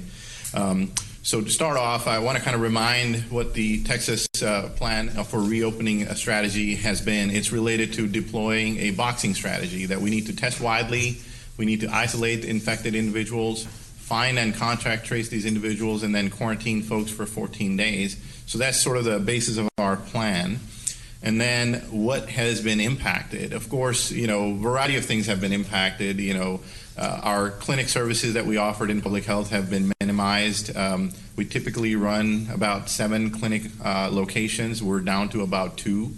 And WIC operations have been changed where we had 16 or 17 locations running fully. Now we're down to about 6 that are now operating as a Team A and a Team B. The team that stays at home 1 week does all the virtual appointments, and the team that's in the office is doing a curbside delivery type of operation for WIC benefits. But in midst of all of this, things are starting to suffer. There's national data out there, there's state information out there, and locally we're observing that our children are starting to fall behind on vaccines because stay-at-home orders were in effect. They couldn't go to a clinic. We don't have enough appointments available. So that's creating a risk for other vaccine-preventable outbreaks. And then, of course, summer is going to be a blur, and then back to school season will be upon us. Now, typically, we do that in a large hall where a bunch of people congregate and snake through lines while they're waiting their turn. Well, that's not going to be a good idea if COVID is still around at that point. So we need to plan ahead. And then, of course, we need to find different ways to do service delivery to address that, and then also be prepared for a COVID vaccine. If that comes around, we need to have the resources to be able to quickly deploy that. So that's all the reason for what I'm going to be sharing with you, what we have as a resource request. And we've kind of come up with this very quickly. Like about a week was spent on kind of pulling together a lot of things. So it's not the most clean way to show you this, but big categories are we need personnel, we'll need equipment that is lab related and also mobile clinic related.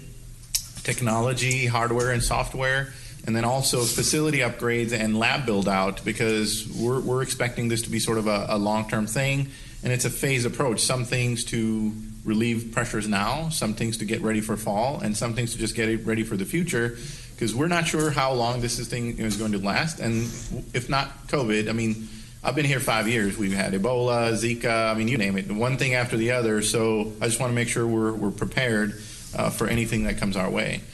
So from a personnel standpoint, don't everybody jump off their seat, but we're asking for 56, additions to our staff. Epidemiologists, we're looking for 10 epidemiology specialists, and those are easy to understand, right? I mean, that's because that's the work that's happening. But we're also asking for 30 public health nurses, and that's where it sort of gets a little confusing. Why public health nurses? Because they can do a variety of things. We plan to train them for epidemiology work, for contact tracing, and all this other stuff that's happening for multiple reasons. One, our current staff are going 60, 70 days straight, so we need to start kind of giving them some time off. But at the same time, these people, when they come in, they can do epidemiology work, they can be trained to do the swabbing, so they become our own trained strike team for multiple other things that may come our way. And then also we can train them on vaccinations for children. And as we find time during the summer, our plan is to send them out into the field, set up appointments at people's homes if possible, or at some small locations, and start to do mini clinics remotely so we can get caught up on the vaccines that have been missed. And then in the fall, if we can spare these folks, our goal is to distribute out vaccination clinics into the community using mobile campers and mobile clinics. So this workforce would come in real handy to be able to do that instead of 6 big locations that we typically do, everybody come in there. So that's the thought process. And then, of course, you all have heard me complain, and you all have complained to me about data quality. Sometimes things are not all caught up or very clean. So data quality people. We have one GIS analyst, who's been running from morning till night, and we want to make sure we add capacity there. And then for data entry, sometimes there's a lag, so admin support to do some data entry work. And then because a lot of these large-scale efforts are all better organized under an incident command structure, that's how we operate. So a public health preparedness coordinator. And then as the focus shifts from order-based methodology to more education-based methodology, we need health educators out there promoting the word about how to stay safe while the economy is reopening and people are coming back to somewhat of a normalcy in their lives. We still need to have messaging out there, so we need that help from the health educators as well. So we worked with our budget folks and the budget office for the county. If we do it in a project position type of way where they're county people, we're looking at about $2.1 million from now till the end of December, because that's the pot of money that we're looking at first. But if it's harder sometimes to open up this many positions and recruit them because everything falls on us, and our people who need to interview are actually doing the work. So there is another methodology, is to go with an existing contract with a contractual staffing firm, or for some things that we may not find, like epidemiology people, maybe just go contract with a national firm that does epidemiology staffing. And then those expenses will have an overhead cost related to the staffing firm's costs. What I've heard is that it is not that big of a difference, but there is a difference. I mean, we're talking big dollars here, so there is going to be a difference. I don't have a good number to tell you. My guess would be maybe another 10 to 20% overhead, but I've been told it kind of washes out when you look at all the cost differences between private entities versus us when we have all the benefits and things. So, and the other thing is, this is the current plan that we've come up with, and it's a first stab at it. There's a lot of formula discussions out across the country. Several states are discussing anywhere between 15 to 30 per 100,000 workers needed to really get a good handle on contact tracing and getting all this strategy that we've talked about really worked in. So that would mean anywhere between 300 to 600 people just for Tarrant County alone. So 56 is not going to get us there, but what I have in the works, and I know Workforce Solutions was here earlier, we're talking to them. They got a grant early, and Originally, the number we were being told was about 120 people that they could hire, but I think that's come down significantly. I think they're looking at about 60 to 70 when they looked at the market pricing and what they need to pay. So we're trying to work out a deal with them and see if they can bring us some help as well. Again, get people back into the workforce if they've been laid off. Several opportunities there. And then also we're continuing to look for volunteers and how to onboard them. In the beginning, there was a challenge of not having enough people trained and not having enough technology to absorb all of this influx of volunteers. But I think slowly we've worked on that, and we're going to be able to add more volunteers. So my hope is that with this set of personnel, and if the other plans work out, we should be okay. But if those plans don't work out for some reason, I might have to come back and phase 2, can I get more type of deal for personnel. And again, we're going to titrate it. You know, we train these people, absorb them, put them to work, see how it's going. If we need more help, I will come back and let you know. So I'll pause at that for any personnel-related questions. Have you talked or have you thought about, I know you've had a lot of volunteers from UNT, we talked about that earlier. Have you talked or thought about working with them and contracting for these 60, 70 folks? Would they be looking for something in the summer or, you know, a limited period of time? Same thing with some of the nursing schools. Again, UNT might contract, and then we're out not necessarily having to pay for it. So I know that they've been paying their volunteers. The 60 or so that they volunteered for us, they've had them on a paid method. So that's been already in place.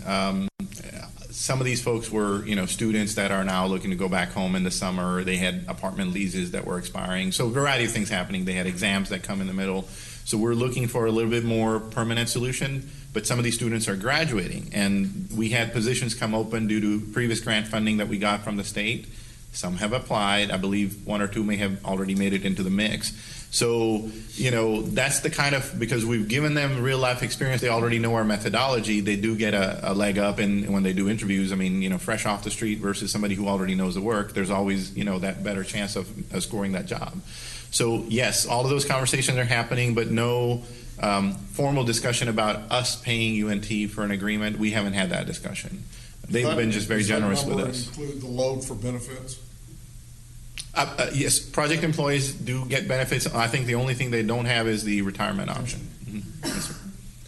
And so what you're talking about with these proposed 56 is something that we would onboard them as quickly as possible, or contract as quickly as possible. But it would have to run through December 30th. That's your time. That is, again, unless you all decide that there's a different pot of money that can then further extend this. And that's all I know at this point, is that till December 30th we have some CARES dollars that we can utilize. We've had a conversation with Guidehouse. I mean, that's money that's here, that's quicker. There's other avenues, but it creates more complexity, and then time runs out. The only reason I brought that up is rather than just looking at it as summer employees, we need to really look at December 30th as employees. Mm-hmm. And I will, again, and I will work with you all on whatever you decide, but, you know, December 30th is not, I mean, that's the cutoff for the money. We don't know if we're going to be out of the woods by December 30th. I really hope. If vaccines around, we might be doing vaccination clinics, I mean, all throughout the fall or into the next year. So for now, that's the plan, and then we'll come back and we'll have those conversations with Dr. Do I have a motion? Yes, I move. I have a further. So we could reduce this by you having a further. Let me take it around. He also needs equipment. To clarify your request, it's $4 million. Oh, 4.78. Let me get to the last page here. Let me try to cut through this for you. Public health is the most important tool in our toolbox to deal with COVID-19.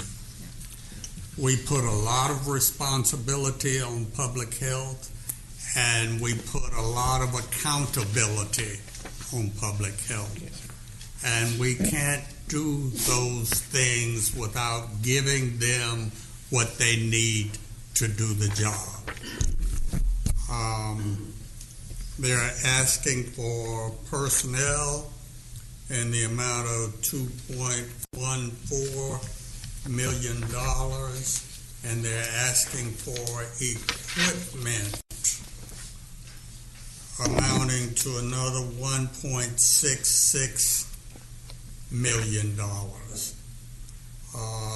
The equipment includes lab equipment, mobile clinics, pop-up clinics, hardware and software for their computer stuff, and various other things. A total of $4.7 million. And Commissioner, $4.7 million for public health needs. I move approval. and the only thing I was going to add is that there is a facilities build-out proposal. Don't oversell it. Okay. While I'm getting it. Yes, sir. This is where it's actually helpful that we cut you off. Right? Yes. We're so good at doing that, unfortunately. Yes, thank you. You get a second? I second it. So we got a motion and a second. Any discussion? This is going to significantly upgrade our lab. From equipment standpoint, facilities build-out proposals coming. We're working on that. Yes, sir. Any other discussion? Please vote. Motion. Commissioner Johnson? Yes. Okay, I do have a question. Motion passes unanimously. To the judge's point about utilizing the nursing schools, right? So we've got TCU, UTA, TCC. I mean, and I don't know based off of the qualifications, but could we have a pool of folks to pull from that student base? Yes, for certain things like helping with epidemiology. With vaccines, I'd have to go back and see because they're not licensed. I don't know what they can do as part of their training. That would have to be discussed with the school. Yeah. And, you know, things like one vaccine, like if it's a flu vaccine for an outbreak or a COVID vaccine, I could still see that happening. Sure. Children's vaccine, I mean, fully trained nurses get confused on sometimes what to give them. So that's a complexity that I'm a little hesitant on. Sure. Okay, thank you. Thank you.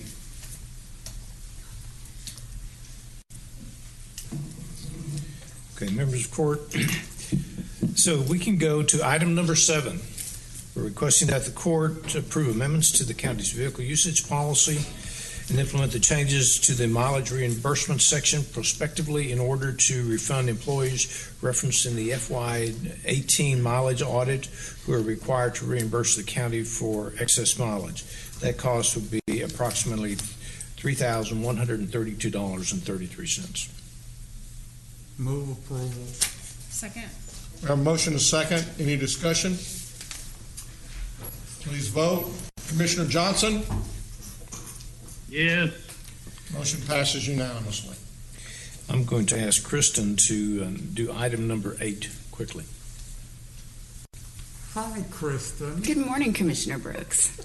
Good morning, Judge, Commissioners. Morning, are we still morning? Sorry, it is afternoon again. State Highway 170 project is being funded at a state level by TxDOT with the local Fort Worth office handling the management and construction of the project. A private organization, Heritage 58 LLC, in order to expedite that process, has already paid for and completed the engineering portion of that project with private dollars. Because this is a public TxDOT project, they need a government sponsor, a public sponsor for the agreement that they have for every project. And so in order to facilitate that project, Tarrant County needs to receive the engineering plans from Heritage 58 LLC, and in a subsequent agreement that I will bring to you next week would then donate those same plans to TxDOT to fulfill the requirement. Move approval. Second. A motion and a second. Any discussion? Please vote. Commissioner Johnson? Yes. Motion passes unanimously. Finally, members of court, on item number 9, we're requesting that the court approve an agreement for a right-of-way easement and related agreement for temporary construction easement between the hospital district and the city of Fort Worth for property located at 3308 Dean Road. Move for approval. Second. We have a motion and a second. Any discussion? Please vote. Commissioner Johnson? Yes. Motion passes unanimously. Thank you, Your Honor. Okay. Who next? Move to receive and file the Tarrant County financial statements for January 2020. Second. A motion is second. Please vote. Commissioner Johnson? Yes. Motion passes unanimously. Ms. Quinn? Your turn. Move to receive and file personnel agenda. That's okay, I needed the steps. Second. Please vote. Commissioner Johnson? Yes. Motion passes unanimously. Thank you. Did we already do Vinnie? We are in just a second. Here we go. Don't get up there too quick. You ain't up here yet. Where we and on public health. Where's my hat?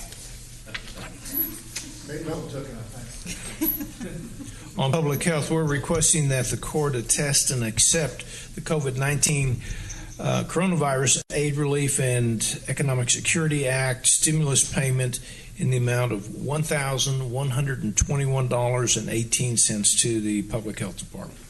Move approval. Second. We have a motion and a second. Any discussion? Such a generous amount. Yes. There's a story behind that amount. Commissioner Johnson? Yes. Motion passes unanimously. Beecham. Now, Jack, come on down.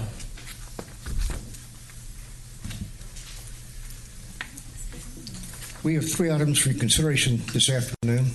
First item is a bid award recommendation for bid 2020-099 to sign a contract for tasers and accessories for the Sheriff's Office. A recommendation be to award a per enterprise basis awarding to Axon Enterprise. Move for approval. Second. We have a motion and a second. Any discussion? Please vote. Commissioner Johnson? Yes. Motion passes unanimously. Item 2, also a bid award recommendation for bid 2020-110, signing a contract for propane fuel with purchase and repair of equipment. Recommendation be to award a per enterprise basis, hourly labor rate, markup for parts according to the primary and secondary vendors as shown in court communique. Move for approval. Second. A motion and a second. Any discussion? Please vote. Commissioner Johnson? Yes. Motion passes unanimously. Number 3, last item, also a bid award recommendation for bid 2020-114, signing a contract for moving services. Recommendation would be toward a per enterprise basis, again awarding to the primary and secondary vendors as shown in the court communique. Move for approval. Second. A motion and a second. Any discussion? Please vote. Commissioner Johnson? Yes. Motion passes unanimously. Thank you, Jack. Commissioner Fickus, I believe you have an interlocal agreement. I do have an interlocal agreement with the City of Keller. Move for approval. Second. We have a motion and a second. Any discussion? Please vote. Commissioner Johnson? Yes. Motion passes unanimously. Commissioner Johnson, you have an interlocal agreement. Yeah. Has this interlocal been approved by the DA's office? It has, Commissioner. I move approval of item 7L, 2, A, and B. Second.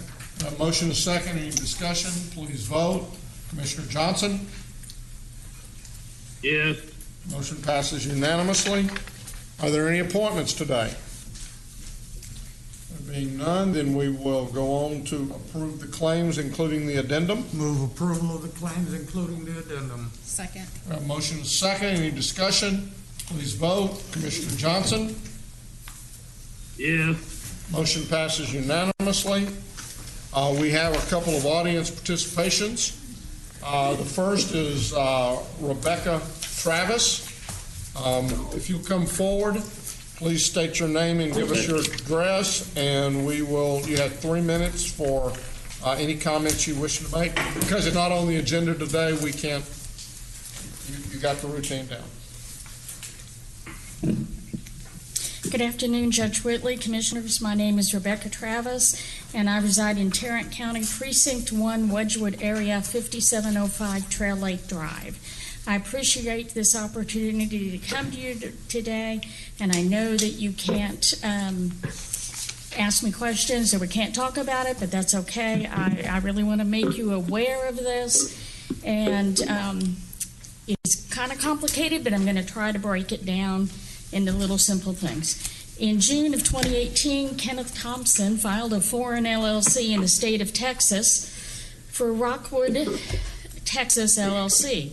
And he resides in Utah and Delaware. 11 months later, he filed an LLC for Blue Mountain Realty. 11 months later, on April 14th of this year, he filed one for Cup Holding LLC.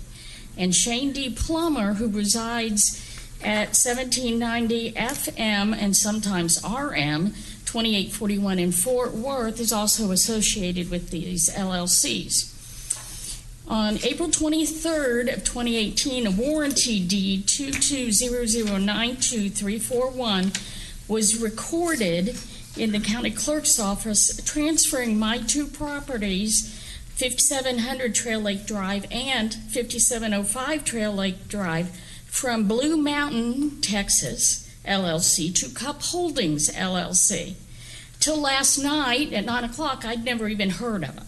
Furthermore, I own both those properties outright. All their taxes are current.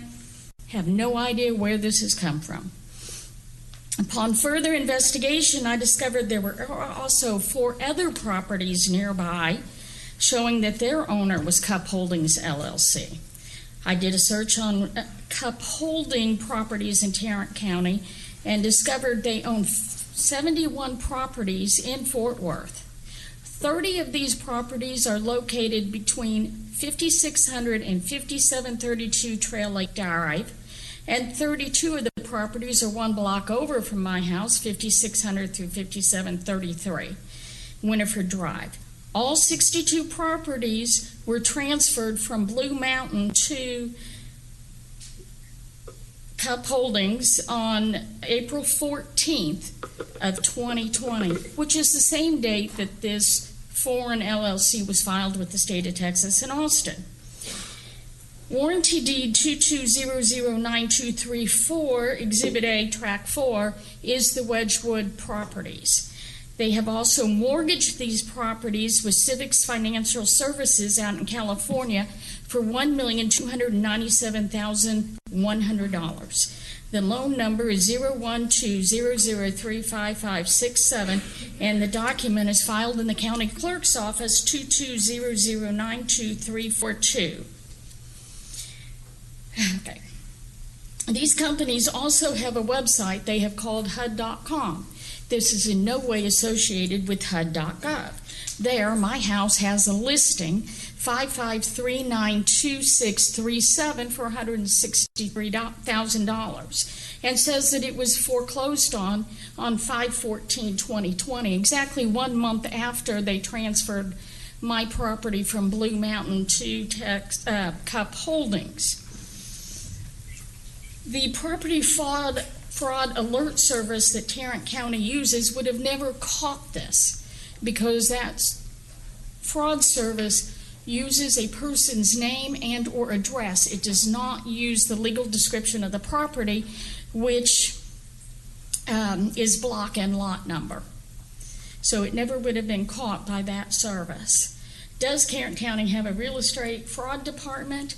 Any help on what to do would be appreciated. I'll just wait at the back of the room. Maybe somebody wants to tell me something. Other than to report that my house has been stolen, sold, and mortgaged, I don't know what to do. If you will see Mr. Manius after this, as you well said in the beginning, we can't address the matter right now, but we will, in talking with him, and there may be somebody over here on this side of the room also, in the form of our DA, that may be able to provide you with some assistance today. And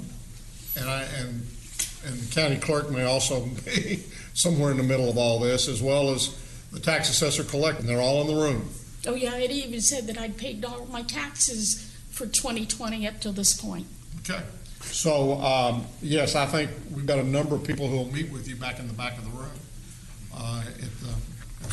now. Okay. Thank you so much. And we're sorry for what's happening.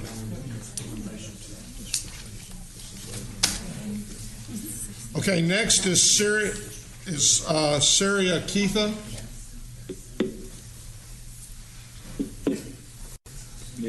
And she wants to talk about 287G.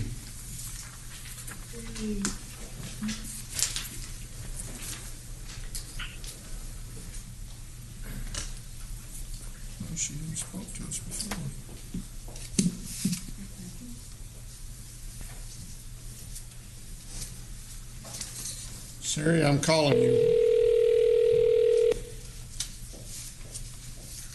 What? Syria, this is Judge Whitley, and you had put in a request to speak to the court. So we're at that point on the agenda. If you'll repeat your name and your address, then you have 3 minutes to make any comments you wish to make at this time.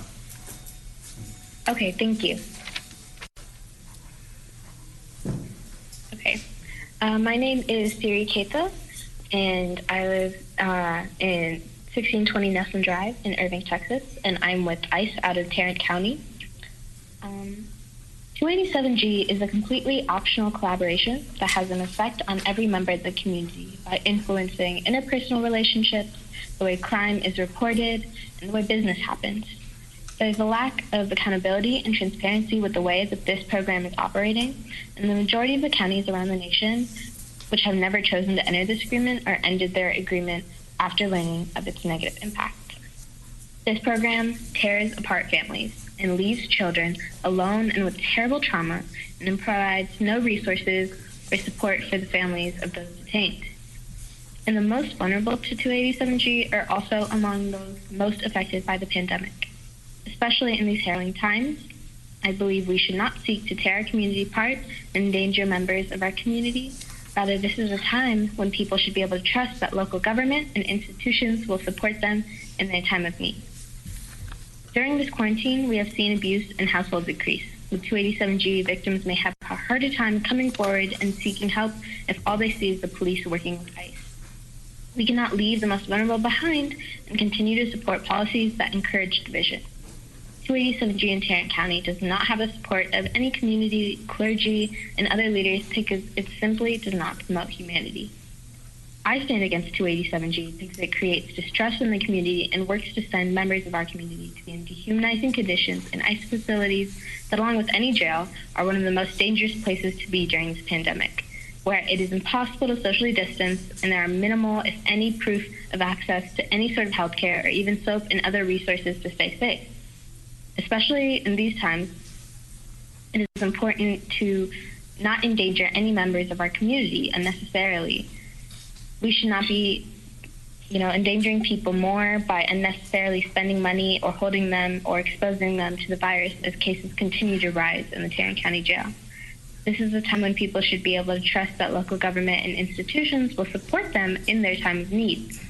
Local law enforcement does not need to be doing this federal job, and especially now more than ever, they should focus on supporting the community rather than tearing it apart. In light of all of these reasons, I hope the Commissioner's Court realizes the danger of 287G and the danger it poses to the community and terminates this completely optional agreement. Thank you. Thank you. Have a good day. You too. Next is Jonathan Guardian.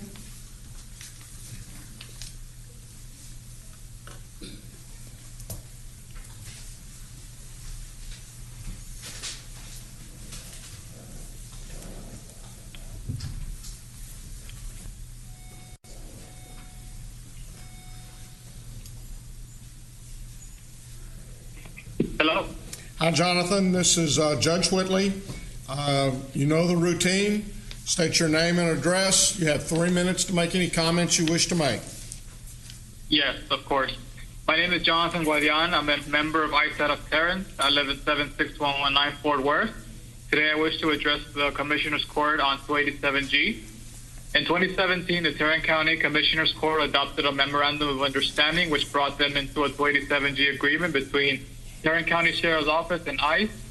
As reported, there was no initial briefing to the Commissioner's Court regarding the agreement. In essence, they brought Tarrant County into this agreement blindly based on the recommendation of Sheriff Bill Wayborn.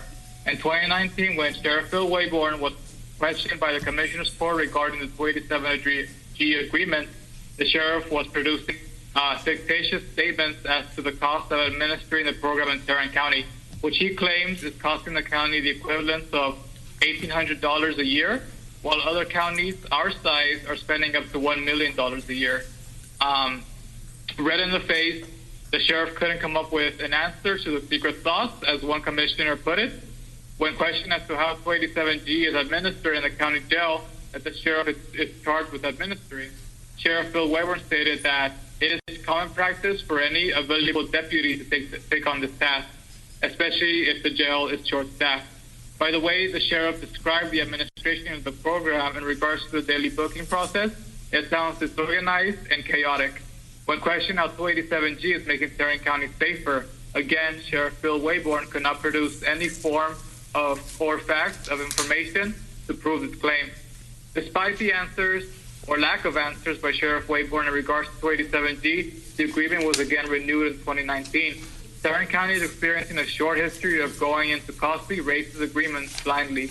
In the midst of the COVID-19 pandemic, which as of May 17th within Tarrant County Jail, there are reported 44 inmates diagnosed with the illness, as well as 34 jailers, which is a number that continues to rise every week.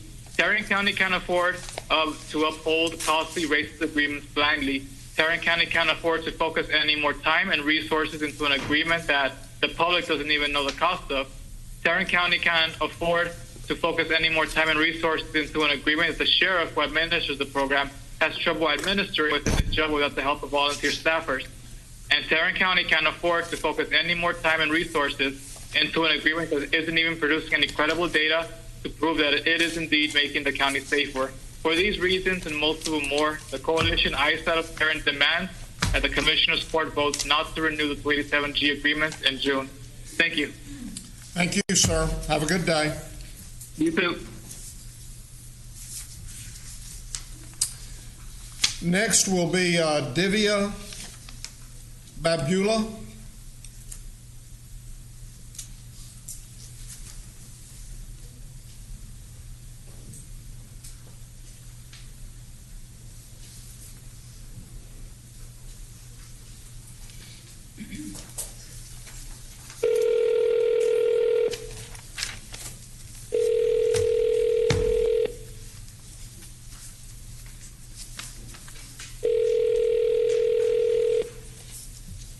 Hello?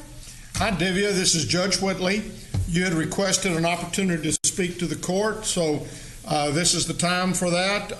Please state your name, your address, and then you have 3 minutes to make any comments you'd like to make. Hello, thank you. So my name is Divya. I'm speaking as a member of the ISAT of Tarrant Coalition. Again, on the 287G agreement, and especially how it interacts with immigration detention under COVID-19. We have repeatedly explained how inherently unsafe prisons, jails, and immigration detention centers are, especially during a pandemic. These individuals feel the trauma of confinement plus the fear of contracting COVID-19. It is effectively impossible to practice social distancing and get access to sanitation supplies to reduce the spread of COVID-19 within jails and especially immigration detention. So when the 287G agreement continues to be enforced, individuals are unnecessarily placed in places of harm. It should be obvious that preventing more people from being incarcerated is the best possible protection against COVID-19 for the affected people, their communities, their families, staff in these facilities, and Tarrant County as a whole. Yet we are disappointed by the lack of national or political will locally to treat these individuals who are more vulnerable to injury, illness, and death with the dignity and compassion that they deserve.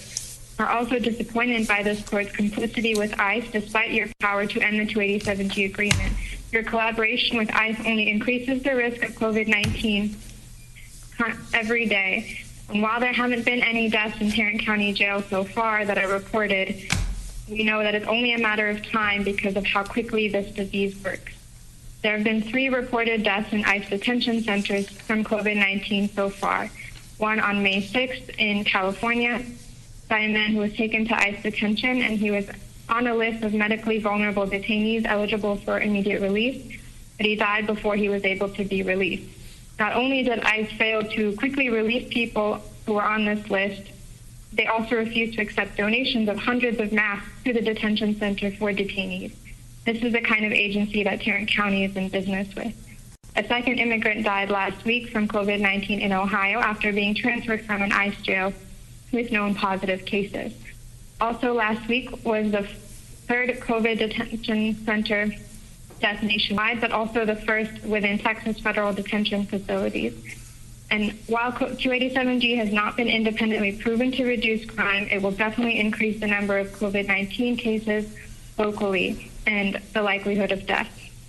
Sheriff Wade Warren has never provided how Tarrant County is safer because of 287G or how much local tax money is spent on this discriminatory immigration enforcement. People can die from COVID-19 while waiting in Tarrant County Jail or after they are transferred to ICE detention. Therefore, we are once again demanding that Tarrant County Sheriff's Department and the Commissioner Court end the 287G agreement to focus county resources on COVID-19 instead. At minimum, our community deserves an explanation why their decision makers choose every day to ignore this call for public health and safety. Thank you. Thank you, and have a good day.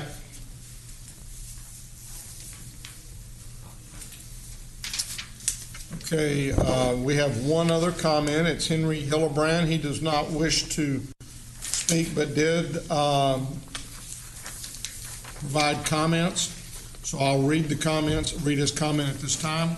Thank you again, Judge Whitley and Tarrant County Commissioners, for administering to the needs of the residents of our Tarrant County. Thank you for the opportunity to express my opinions in public forum. As I stated last week, I trust you will consider the matter of my comment fairly and with an eye for what is best for Tarrant County as a whole. Last week, as a member of ICE out of Tarrant County, I implored the court to view the 287G agreement as a burden both in terms of economics and in terms of safety of our residents in light of the pandemic. Today, I hope the court will be patient and attentive to my appeal to moral duty. It is no goal of our law enforcement to follow through on their duty to protect the residents of Tarrant County. However, engaging in the terms of 287G agreement is not. The problem is the law itself. No law erected on the border has been as burdensome to the rights of individuals as antiquated immigration laws of this country. No rational, objective human being sees the lack of paperwork as grounds for being sent to a place that threatens the life of you and your family. I know the court has already heard the plight of the undocumented and the challenges they face. As such, I cannot understand how one can then follow through with the belief that our community should enforce further persecution on such desperate individuals. Once again, I implore you in the court to exit the agreement and avoid the liability of towing the federal government's populist agenda. The attempt to score political points with the minority of extremists and curry favor from the White House would not protect our community and points to an unconscionable belief that undocumented are criminals rather than victims. The upcoming vote on this measure is the court's opportunity to lead our community in the direction of what is right rather than what curries favor by exiting the agreement in the upcoming vote. Please do what is right for Tarrant County. Thank you, Henry Hillebrand. Mr. Manius, that's the last comment. I believe we have a closed meeting, so at this time we'll recess our open meeting, proceed to close to discuss items exempted under Section 551.071, 072, 074, 076.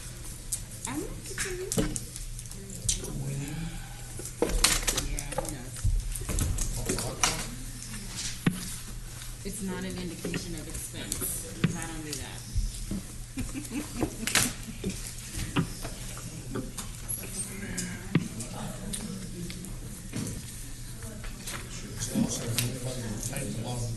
What happened is exactly what's going to happen. The red bottoms, they're not actually meant to be worn on a regular basis by like women who need to walk around in shoes all day. You know, it's purely fashion. Kristen, what's the code?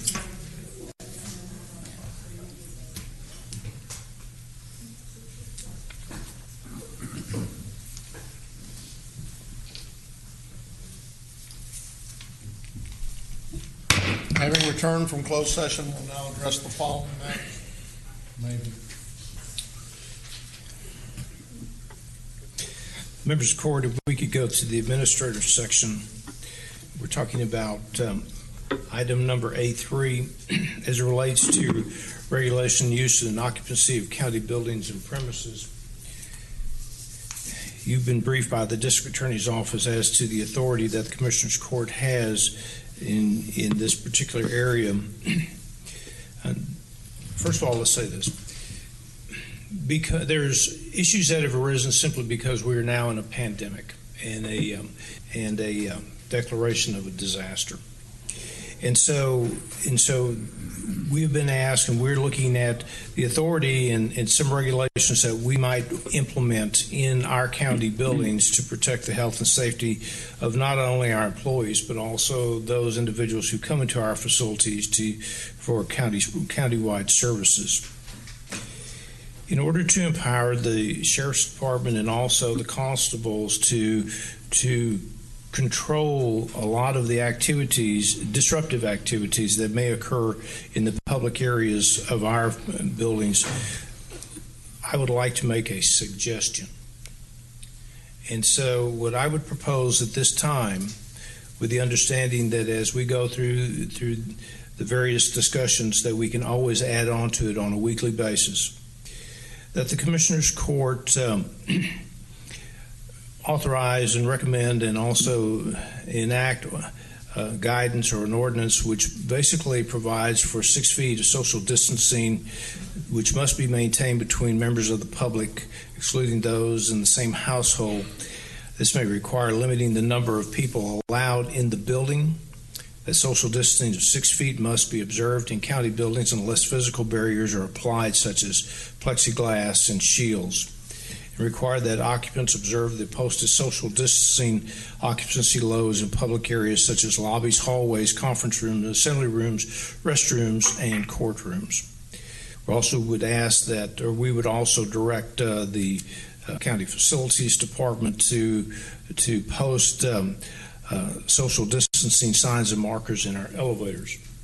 In order to accomplish this, we're requesting that the Commissioners Court regulate the address the occupancy and movement within county buildings and attempt to minimize the spread of COVID-19. These regulations, and I'll get you a copy of this. Okay. These regulations shall remain active during the period that Tarrant County remains under a state of declared local disaster, and or unless directed otherwise by actions of the Commissioners Court. It is further requested that the Commissioners Court authorize the county administrator, through cooperation with Tarrant County Public Health, to develop and implement said regulations. The regulations must, at a minimum, address the matters that I have briefly laid out to you. That's fine. Yes, sir. I think you need to add the outside areas of the building that we have designated as for our stacking areas to come into the building. Yes, sir. That needs to be added. Yes, sir. I agree. I move approval. Second. We have a motion and a second. Any further discussion? Yes. So with number 1, this may require limiting the number of people allowed in a building. Who are you suggesting would oversee who has that limiting power? Commissioner, that would be something that if you grant the full order that you're authorizing me to work with public health to clarify that and implement that regulation. Okay.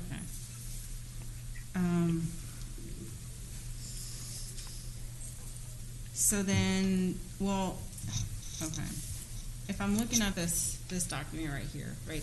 Is this the same thing you're looking at? Part of it, I'm sorry. yes.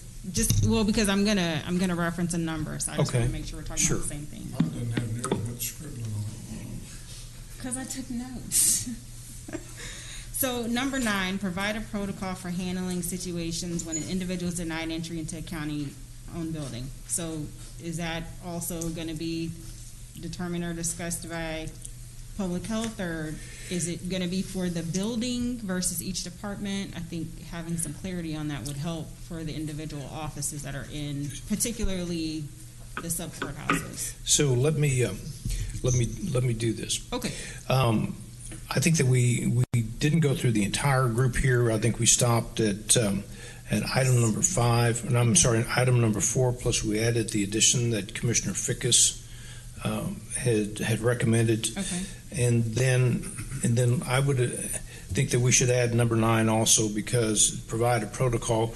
We will be working with both the constables and the sheriff's departments on development of that protocol. Do you need to change the word building to property? Let's do property. Thank you. Okay. And then for number 10, designate a point of contact to be responsible for COVID-19 issues. Well, that'd be you. I'm just trying to make it clear for everybody. Me and if that's the case, that's totally fine. But it goes back to what power or do I have to open or close the sub courthouse? So because if the responsibility for managing this essentially is going to lie with my team in either Mansfield or Arlington, then I need to know to what extent are we able to do things. So that point brings up a point of discussion. And you might want to consider everything except that in the one motion. Okay. And then come back and talk about, controlling the opening and closing of sub-courthouses. Okay. And we can have that discussion if the court believes that we should. Okay, just trying to make sure I don't have anything else. So then what you're suggesting would be 1, 2, 3, 4, 9, and then the common areas outside of the buildings that the county properties. County properties, yes, that Commissioner. Okay. And I guess, so by this, we're saying that we're going to do the 6 feet even if you got a mask on. We're going to ask that they have 6 feet social distancing. Yes, sir. That's what this says.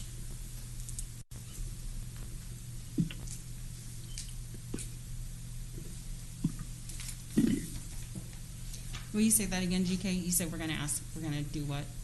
We will require them to do the 6 feet even if they have a mask. Okay. Are we requiring them to put masks on? No. We're strongly recommending it. Yes. And we're also offering them. I think it'd be a good idea just through just a general policy, since we have a large number of masks, to make them available at the entry of our buildings. Sure. Well, see, here's what I'm concerned about, and then particularly with Arlington now that remains in a hot spot. Like literally the zip code that the sub courthouse is in is a hot spot, and the zip codes around it are. Now, obviously, I know that other people from outside the area will be coming into the building, and that doesn't mean everyone who lives in those zip codes will be coming, but I think there needs to be some special concern for when we identify these issues that we can quickly respond to them, because we can't afford to go a Tuesday by Tuesday basis and perhaps waiting on a court decision if we need to move quickly, which I'm not, obviously I know people are going to other buildings, but it just seems pretty contradictory for us to be telling the public what to do to ensure their safety, and we maybe have our own opportunity in our buildings to do it, and we're not doing everything that we can do to protect our employees, to protect the public. I believe we should certainly strongly be doing it, and I'm not altogether sure. I mean, in the secured buildings, are we going to require them to wear masks in the courthouse? Not under this order. I guess that's still yet to be determined, right? You mean with the court buildings? Well, I thought we left a meeting with the judges where we were going to require them to wear masks if they walked into the courthouse. We talked about that. We have not, the Commissioner, obviously the Commissioner's Court hasn't taken any action on that yet. When are we going to take action on that? Well, we have one more week, Judge. I think we need to get back with those judges and have, finalize the conversation, because they need to look at the design that David Phillips has put together as far as the social distancing. Are you going to, I guess, the question that I'm asking though is if we're going to next week pass something that says when they walk through the secured area of any one of our secured courthouses, they're going to be asked to wear a mask. Maybe or maybe not. But at least the meeting we left with the judges, I was under the implication that the judges wanted there to be required them to wear masks in the public areas. So if we're going to sit here and not do that for our areas, are we really going to sit there and do that for theirs? I have a concern about, and I've been listening on our 2 o'clock meetings. 95% of the people that come into the Northeast Courthouse are not going to the courtroom. 95%. I got 5% that might be going to the court. Okay? And I really have an issue with making everybody that walks in that building wear a mask because of the JP Corps. Well, and I appreciate that, but conversely, even if we take it back to the conversation we had earlier today about the number of eviction filings, and 2 and 7, right, have some of the higher numbers, so we can anticipate that there are going to be quite a few people that are coming to Arlington for the tax office, and of course for the JP court later, you know, some weeks from now, and then of course in Mansfield for that court. So this is like, and I'm totally fine with this separating the issue. But I think it just points to the fact that as much as we want to strive for uniformity, we may not be able to necessarily do that with the sub courthouses.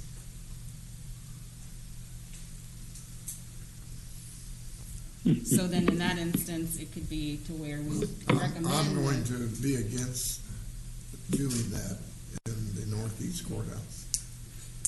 Well, and apparently, like, do you really have that prerogative? I was told I did. I probably don't, but that doesn't mean I can't still be against it. That's true. And voice my opinion on it. No, of course. So, and I will continue to do so. I think that's for some group of judges in Austin, Texas. I understand when you have a building that's all court. That makes a lot of sense, sure, if that's what they want to do. But where 95% of the people that walk in there are not there for that reason, I mean, they don't want just that either, okay? Sure. They want them to check their temperature. They're probably going to want their names. They're probably going to want everybody's name that walks in the building for social tracing. So I'm just saying that it really has an opportunity to get way out of hand. And I'll just continue to voice my opinion. I think that the court buildings right now, they're mainly saying, GK, David, whether you agree or disagree, tell me.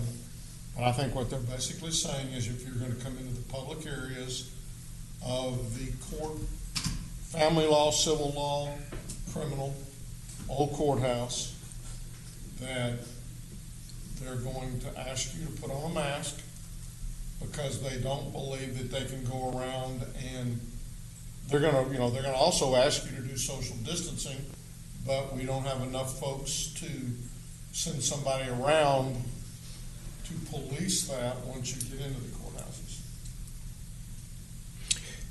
So if the question deals with the so the question deals with our conversations and the requirements of the OCA. So this is what I would ask that you consider. Okay, you have a motion on the floor and you have a second on it, and but I think that we need to come back. I think we really need to have another conversation with the judges, because one size doesn't necessarily fit all. And if you have a sub-courthouse with one office that's a JP versus the big courts buildings that we have downtown, I would think that you could create a subset of regulations for those big buildings with courtrooms in it. And so that would answer part of your question, Commissioner Fickus, but that still does not answer the question that Commissioner Allen had asked, and that is, opening and closing of the sub-courthouses. If I'm stating that correctly. I mean, that's one part of it, but then leading to number 10, designate the point of contact responsible for COVID-19 issues. That's pretty broad. And so if we're saying that that's going to be each commissioner or staff for the 1 or 2 buildings that we have, then I think it deserves a broader discussion just so everyone's clear and we can eliminate some of the guesswork that each individual office holder has had to do and then as a collective. So let me step back just a second.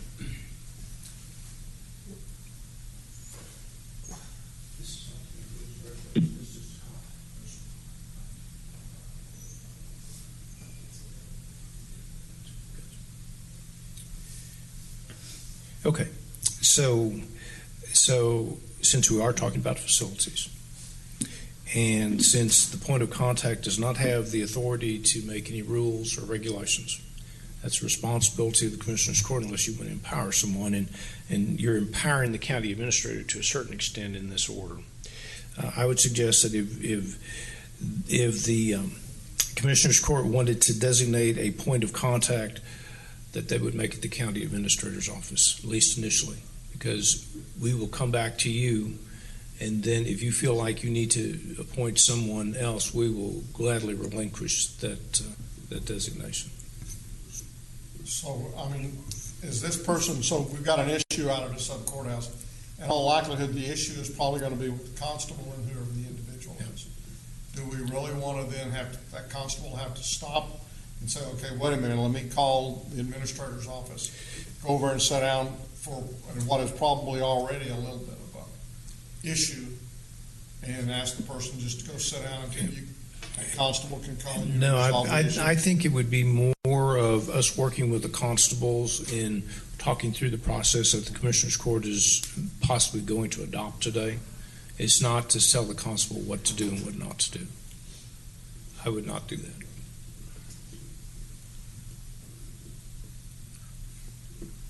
If that helps the court.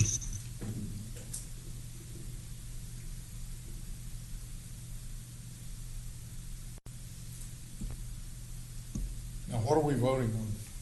We got a motion to approve social distancing items 1, 2, 3, 4, 9. 1, 2, 3, 4, 5, 9. 1, 2, 3, 4, 5. Wait, you added. No, it would right? be 1, 2, 3, 4, and 9. Okay. And we would change it from buildings to, Commissioner Fix, what was the term you used? I don't like number 5. What's that? Well, you don't have number 5 in there. Yeah, I said that wrong. I don't like number 5, and I don't accept that in my motion. Well, it's number 1, 2, 3, 4, and 9. Number 5 is in there. She's saying 5. And I just said I said it wrong. Okay. Yeah. Okay. But then there was the inclusion of the common spaces around and outside of the property. Oh, we're saying the property. Okay, gotcha. Okay. Gotcha. All right. Okay. So allowed on the property or in the property? On? Into a county-owned property.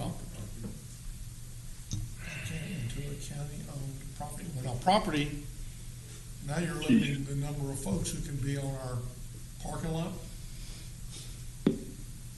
I'm just talking about all these people that are outside the building waiting to get in, that are standing on an X, that are not in the building, and if you kick me out, first thing I'm going to say, hey, buddy, your rule says the building. I wasn't in your building.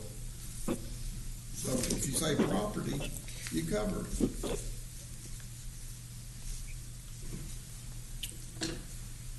So now we're taking 6 feet of social distancing outside.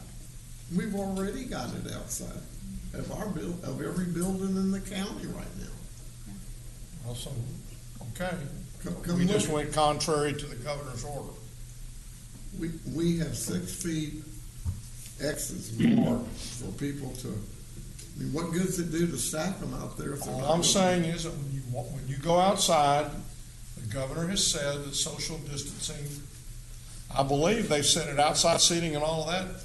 Maybe it's just that the occupancy doesn't occur, social distancing still does. Okay, that's fine. So allowed, okay. Do y'all have what the change is? give it to you. I didn't think you did. 1, 2, 3, 4, and 9.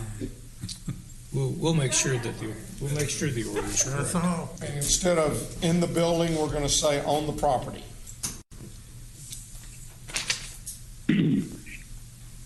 I don't think we're going to have enough constables and sheriffs to patrol all of that situation. I agree with you, but we're fixing to vote on it.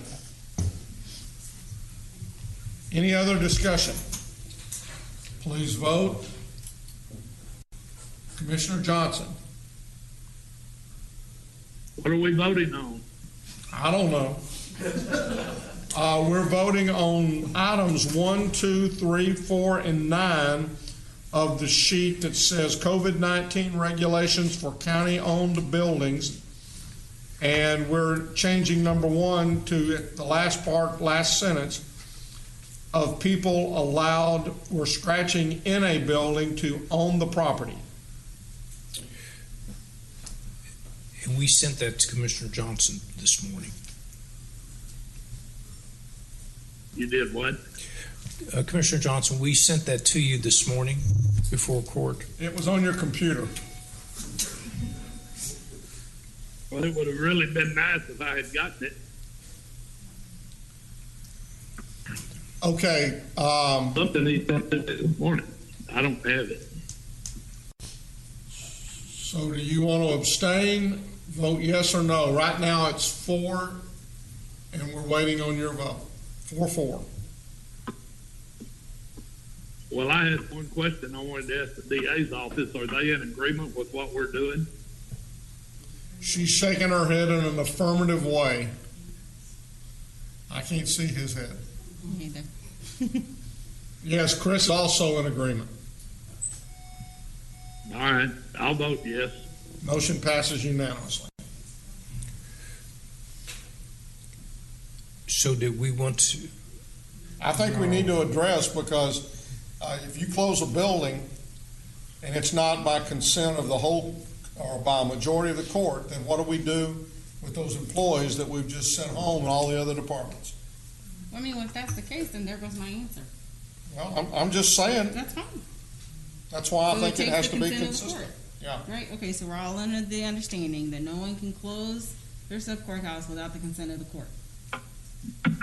Right? I would. Okay. Of course, we never close the county, period.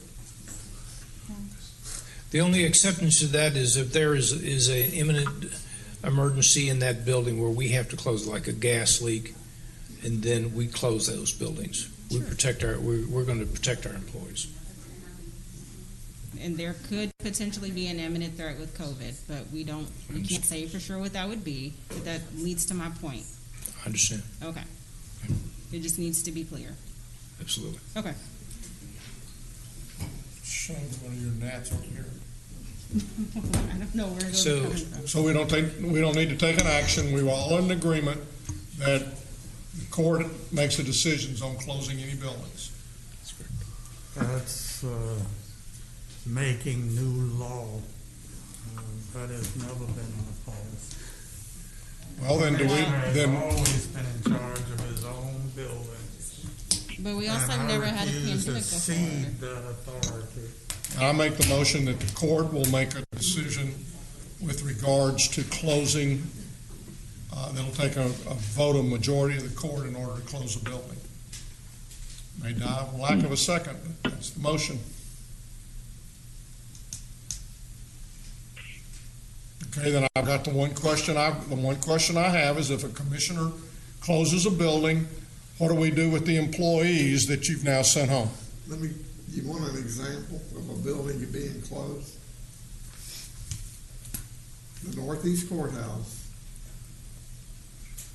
everybody had left, basically. And I had 5 constables guarding the credit union, okay?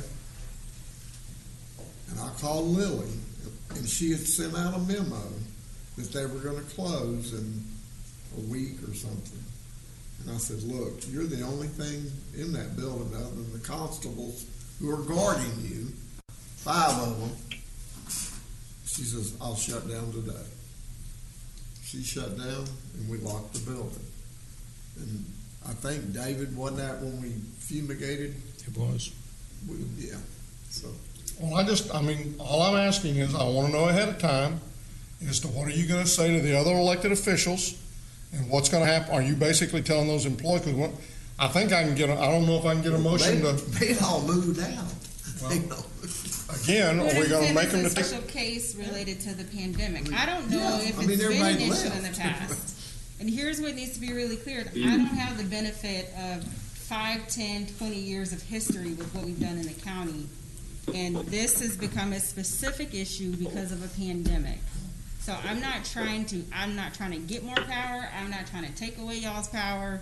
But it needs to be really clear that if there is an issue that needs to be addressed at a sub-courthouse, that I can say, no, it's not opening, or yes, it needs to close. So, and if we're saying we want that to be uniform, then we need to agree on what that is. Because so far, it's clear as mud. In my opinion. We have basically made the statement in the past that the counties does not close. We did for this pandemic. Everybody agreed. We may not have taken a formal motion, but if we're saying that anybody can close the courthouse, then I want to know what we're going to tell the auditor to do at that time, when you're sending all those employees home. Are you going to make them take time off? It's a great question. Or not get paid? And I don't have the answer. But Normally, what it's worth the happens in those discussion.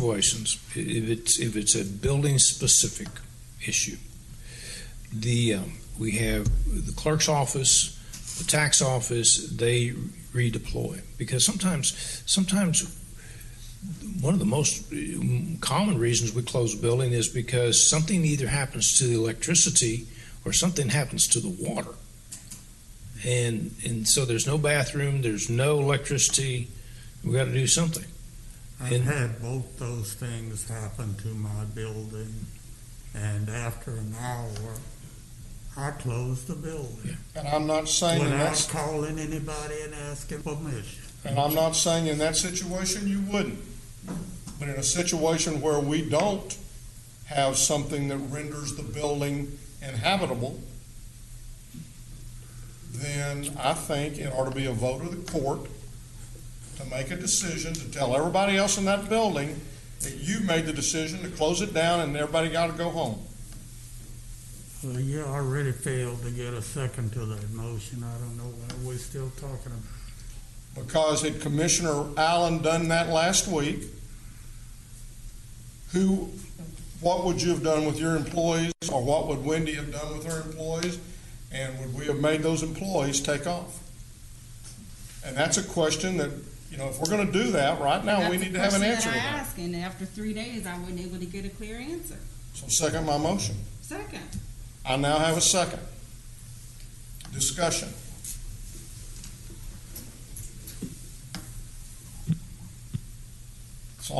So what I'm just asking is, in that situation, what are we going to do with the employees? Because Renee's going to want to know back there, when it comes to payroll, whether we're going to make them take time off and use their own paid time off, whether they're just going to send them home. You're basically saying to Mary Louise and Wendy and everybody else, y'all are closed, go home. So what's the motion? The motion is that it takes a vote of the court to close a building in the county unless it's inoperable or inhabitable, whatever that word was. Is that a determination that a commissioner can make?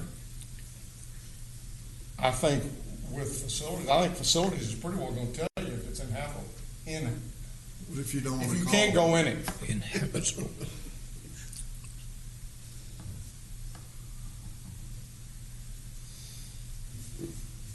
Well, we're talking about something that's not really a facilities related issue, correct? In this particular situation, it's not. I have a very specific example, and that's related to this pandemic. So So- it wouldn't be facilities alone, but it raises the question, but it still deserves discussion. So again, and I know that I'm repeating myself, sorry, Commissioner Johnson, but I'm not trying to get more power, I'm not trying to take away power. I'm just trying to eliminate what I've seen has some of it was necessary because it wasn't really clear who does what when. And it needs to be made clear, so. In this situation, what happened at Northeast, where you said that building's going to be closed, you couldn't do that until you came back to the Commissioner's Court and asked. And while we didn't take a I formal, just didn't see any sense in paying, or not that we weren't paying, but having constables there for no. And we all had the same situation at our sub-courthouses. The biggest users of the tax office and the county clerk's office, and they had all shut down. So why were we gonna sit there and pay the constables to keep a building open when there was nobody to do business with the public? And the I constable didn't came need to to come me to this court about and doing it. ask for permission to make that decision. I just made it. I didn't shut down. The buildings were closed, and that's when we left. I didn't shut my doors until y'all made that decision. So I didn't log up and say, let's go. We are open for business with county government. We never closed downtown.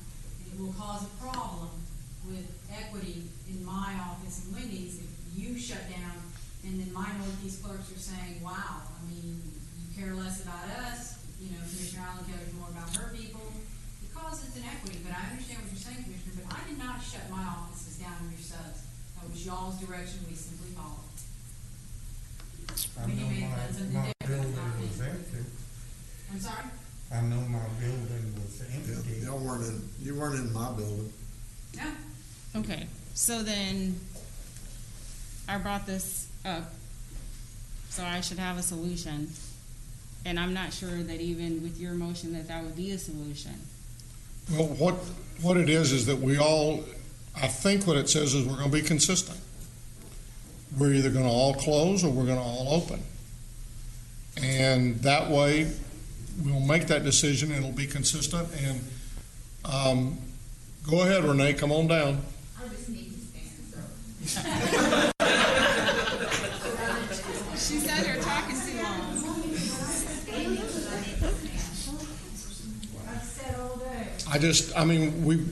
We've gone through the whole, the biggest thing is trying to figure out how we're gonna record the time. And whether it's gonna be, now she's come down. Whether it's gonna be administrative, whether we're gonna make them take time off. What if, I'll just make a suggestion, because yes, over the 20 years plus that I've been here, we've had ice days, we've gone through all those discussions, we've had, as Mr. Mania said, we've had it be so hot in the building it was unbearable. We've had hours and hours without water, so there were no toilets, so we had to send people away. With the pandemic, I had an employee, I had a scare in my office. And I do understand, I think what Commissioner Allen's saying is if you think someone is sick, someone has come in and contaminated your building, then whether or not you can decide that today or not, I think there ought to be some protocol, because I know I also was suffering from what was the protocol, what should I do, and I reached out to Mr. Manius, and he was very helpful in helping me work through maybe what my choices were.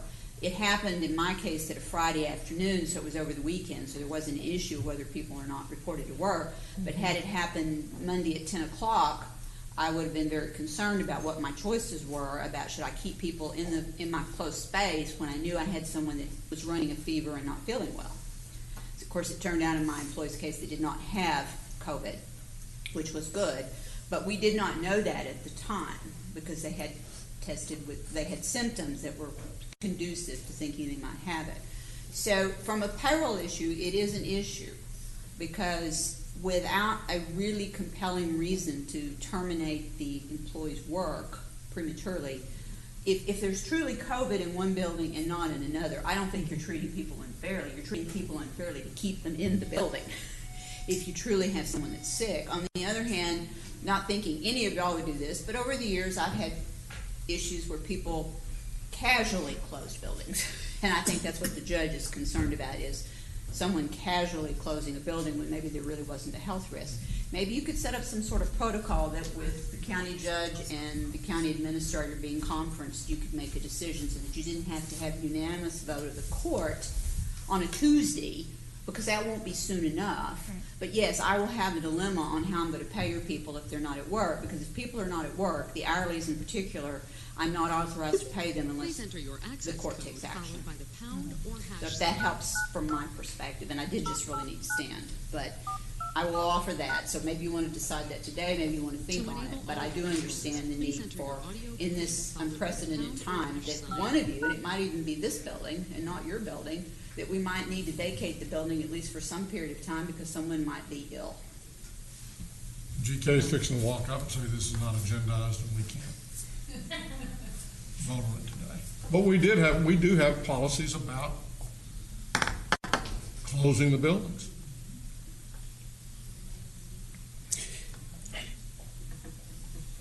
So we can do one of three things. First of all, we don't need to do anything at all. Okay? And it'll still be as muddy as it is today, right now. Second of all, we can have a discussion between the individual commissioner and the county judge, and if you want to include me in that, I'll be more than happy to be part of that discussion. Or third, you can authorize the county commissioner to be able to close that building, and then we put it on the agenda the next court meeting to make sure that the building stays opens up again, or in fact try to determine how we're going to compensate those individuals that had to leave and couldn't go to another work site. I didn't hear in there anywhere vote on the motion. It's on the floor. And four, you could vote on the motion on the floor.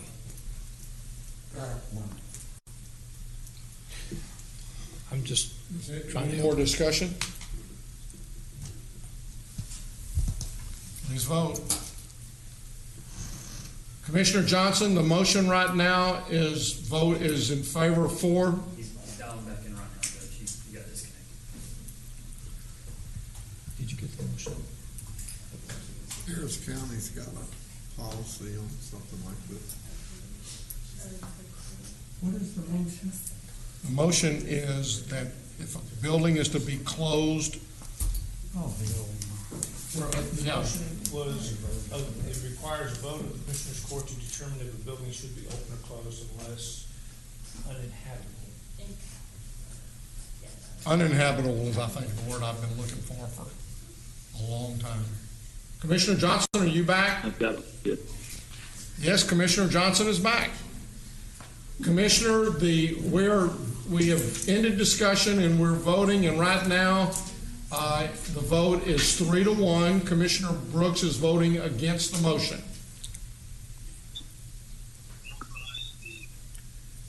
Cut off. You cut off again, Judge. Okay, the motion, we're voting on the motion. Currently, the motion is 3-4, 1 against, and yours is the last vote. What's the motion? The motion is that in order to close a building, other than it being uninhabitable, it takes a vote of the Commissioners Court.